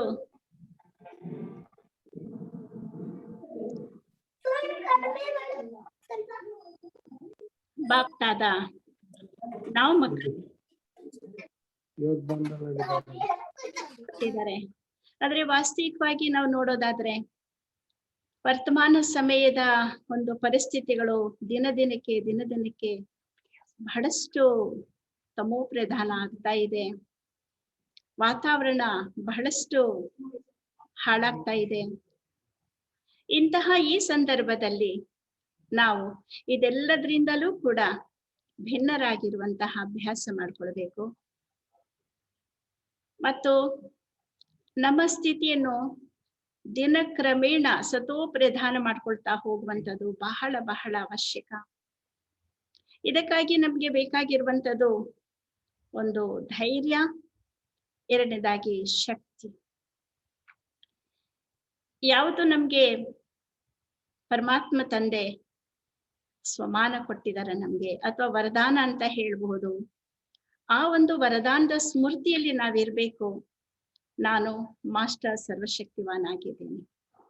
ಈ ಸ್ಮೃತಿ ನಮ್ಗೆ ಸದಾ ಇದ್ದಾಗ ಪರಿಸ್ಥಿತಿಗಳು ಏನಾದ್ರೂ ಬರ್ಲಿ, ಎಂತಹ ಪರಿಸ್ಥಿತಿ ಬಂದ್ರೂ ಕೂಡ ಅದು ಲೌಕಿಕ ಸಂಬಂಧಿಗಳ ಮೂಲಕ ಪರಿಸ್ಥಿತಿ ಬರ್ಬೋದು, ಪ್ರಕೃತಿ ಮೂಲಕ ಪರಿಸ್ಥಿತಿ ಬರ್ಬೋದು, ಅಥವಾ ದೈವಿ ಪರಿವಾರದ ಮೂಲಕ ಪರೀಕ್ಷೆಗಳು ಬರ್ಬೋದು. ಏನೇ ಬಂದ್ರೂ ಕೂಡ ನಾನು ಸದಾ ಕಾಲಕ್ಕೆ ಅಚಲವಾಗಿರ್ತೇನೆ, ಅಡೋಲ ಸ್ಥಿತಿಯಲ್ಲಿ ಇರ್ತೇನೆ ಅನ್ನುವಂತಹ ದೃಢ ಸಂಕಲ್ಪವನ್ನು ನಾವು ಮಾಡುವಂಥದ್ದು ಬಹಳ ಬಹಳ ಅವಶ್ಯಕ. ನಾವಿಷ್ಟು ಧೈರ್ಯವಾಗಿರ್ತೇವೆ, ಪರಮಾತ್ಮ ನನ್ನ ಜೊತೆನಲ್ಲಿ ಇದ್ದಾರೆ, ಸರ್ವಶಕ್ತಿವಂತ ನನ್ನ ಜೊತೆನಲ್ಲಿ ಇದ್ದಾರೆ ಎಂದಾಗ ನಿರ್ಭಯತೆ ತಾನಾಗಿ ಬರುತ್ತೆ. ಏಕೆ ತಂದೆ ಜೊತೆ ಮಕ್ಕಳಿದ್ದಾಗ ತಂದೆ ಜವಾಬ್ದಾರರು, ಎಲ್ಲವನ್ನು ಕೂಡ ನೋಡ್ಕೊಳ್ಳುವಂಥವ್ರು. ಹೇಗೆ ಹುಲಿಯ ಮರಿ ನಾಯಿ ಮರಿಯನ್ನು ನೋಡಿದಾಗ ಅದು ಬೊಗಳಿದಾಗ ಹೆದರ್ಕೊಳ್ಳೋದಿಲ್ಲ, ಹುಲಿಯ ಮರಿ ಹುಲಿನೇ ಆಗಿರುತ್ತಲ್ವಾ. ಹಾಗೆ ನಾವು ಈ ಪರಿಸ್ಥಿತಿಗಳು ಬರ್ತಾ ಇದೆ, ವಾತಾವರಣ ತುಂಬಾ ಹಾಳಾಗ್ತಾ ಇದೆ, ದಿನಕ್ರಮೇಣ ಸಮಸ್ಯೆಗಳು ಹೆಚ್ಚುತ್ತಾ ಇದೆ, ಕಾಯಿಲೆ ಕಷ್ಟಗಳು ವಿಪರೀತ ಆಗುತ್ತಾ ಇದೆ, ಅದಕ್ಕೇನು ಸಮಾಧಾನವೇ ಇಲ್ಲ ಅನ್ನುವಂತಹ ಈ ಒಂದು ಸಂದರ್ಭದಲ್ಲಿ ಪರಿಹಾರ ನಾವು ಮಕ್ಕಳಿಗೆ ಪರಮಾತ್ಮ ತಂದೆಯಿಂದ ಸಿಕ್ಕಿದೆ. ಹಾಗಾಗಿ ನಮ್ ತಂದೆಯನ್ನು ಸದಾ ಕಾಲಕ್ಕೆ ನಾವು ಜೊತೆಯಲ್ಲಿ ಇಟ್ಕೊಳ್ತೀವಿ. ಜ್ಞಾನದ ಸ್ಮೃತಿ ನಮಗ್ ಸದಾ ಇರುತ್ತೆ. ತಂದೆ ಹೇಳಿರುವಂತ ಪ್ರತಿನಿತ್ಯ ಜ್ಞಾನವನ್ನು ನಾವು ಕೇಳ್ತಾ ಹೋಗುತ್ತೀವಿ, ಅದರ ಸ್ಮೃತಿಯಲ್ಲಿ ಇಡೀ ದಿನ ಇರ್ತೇವೆ, ದೃಢ ಸಂಕಲ್ಪ ಮಾಡ್ಕೊಳ್ತೇವೆ, ಸದಾ ತಂದೆಯ ಜೊತೆಯಲ್ಲೇ ಇರುವಂತಹ ಅಭ್ಯಾಸವನ್ನು ನಾವು ಮಾಡ್ಕೊಳ್ತೇವೆ. ಪ್ರತಿಯೊಂದು ಮಾತನ್ನು, ಪ್ರತಿಯೊಂದು ವ್ಯಕ್ತಿಯನ್ನು, ಪ್ರತಿ ವಿಚಾರವನ್ನು ಸಾಕ್ಷಿಯಾಗಿ ನೋಡುವಂತವರಾಗ್ತೇವೆ ನಾವು ಎಂದಾಗ ಸಹಜವಾಗಿಯೇ ನಾವು ಪರಿಸ್ಥಿತಿಗಳು, ಪರೀಕ್ಷೆಗಳನ್ನು ಪಾರು ಮಾಡ್ಕೊಳ್ಳೋದಕ್ಕೆ, ಅದರಲ್ಲಿ ಪಾಸ್ ಆಗೋದಕ್ಕೆ ಸಾಧ್ಯವಾಗುತ್ತೆ. ಏಕೆ ನಮ್ ಜೊತೆನಲ್ಲಿರುವಂತವ್ರು ಸರ್ವಶಕ್ತಿವಂತ ತಂದೆ, ಜ್ಞಾನ ಸೂರ್ಯ ತಂದೆ, ಪತಿತ ಪಾವನ ತಂದೆ, ಈ ದುಃಖವನ್ನು ದೂರ ಮಾಡಿ ಸುಖದ ಜಗತ್ತನ್ನು ತರ್ಲಿಕ್ಕಾಗಿ ಪರಮಾತ್ಮ ತಂದೆ ಬಂದಿರುವಂತದ್ದು. ಹಾಗಾಗಿ ನಾವು ಈ ಒಂದು ಶ್ರೇಷ್ಠ ಕಾರ್ಯದಲ್ಲಿ ವಿಶ್ವ ಕಲ್ಯಾಣಕಾರಿ ತಂದೆ ಜೊತೆಯಲ್ಲಿ ವಿಶ್ವ ಕಲ್ಯಾಣದ ಕಾರ್ಯವನ್ನು ಮಾಡ್ಲಿಕ್ಕೆ ನಿಮಿತ್ತರಾಗಿದ್ದೇವೆ. ಅದರಿಂದ ನಾವು ಭಯ ಪಡುವಂತಹ, ಹೆದರ್ಕೊಳ್ಳುವಂತಹ, ನಮ್ಮ ಸ್ಥಿತಿಯನ್ನು ಡೌನ್ ಮಾಡ್ಕೊಳ್ಳುವಂತಹ ವಿಚಾರಕ್ಕೆ ಒಳಗಾಗದೆ ಸದಾ ಕಾಲಕ್ಕೆ ಅಚಲರು, ಅಡೋಲರಾಗಿರುವಂತಹ ಒಂದು ಸ್ಥಿತಿ ನಮ್ಮದನ್ನಾಗಿ ಮಾಡ್ಕೊಳ್ಳೋಣ. ಅದಕ್ಕಾಗಿ ತಂದೆಯ ಜೊತೆಯಲ್ಲಿ ಸದಾ ಕಾಲಕ್ಕೆ ನಮ್ಮನ್ನು ನಾವು ಇರಿಸ್ಕೊಳ್ಳೋಣ, ಅನುಭವ ಮಾಡೋಣ ಅಂತ ಹೇಳ್ತಾ, ಮುಂದಿನ ವಾರದಲ್ಲಿ ಈ ಒಂದು ಜ್ಞಾನ ಸಿಂಧು ಸಭೆಯಲ್ಲಿ ಮತ್ತೆ ನಾವೆಲ್ಲರೂ ಕೂಡ ಭೇಟಿ ಮಾಡೋಣ, ಮಿಲನ ಮಾಡೋಣ ಅಂತ ಹೇಳಿ ಒಂದು ಶುಭ ಭಾವನೆಯ ಮೂಲಕ ತಮ್ಮೆಲ್ರಿಗೂ ಕೂಡ ಮತ್ತೆ ನಾನು ಈ ಒಂದು ಜ್ಞಾನ ಸಿಂಧು ಸಭೆಗೆ ಸ್ವಾಗತವನ್ನು ಮಾಡ್ತಾ ತಮ್ಮೆಲ್ರಿಗೂ ಕೂಡ ಅಭಿನಂದನೆಗಳನ್ನು ಕೂಡ ಅರ್ಪಿಸ್ತೇನೆ. ಓಂ ಶಾಂತಿ.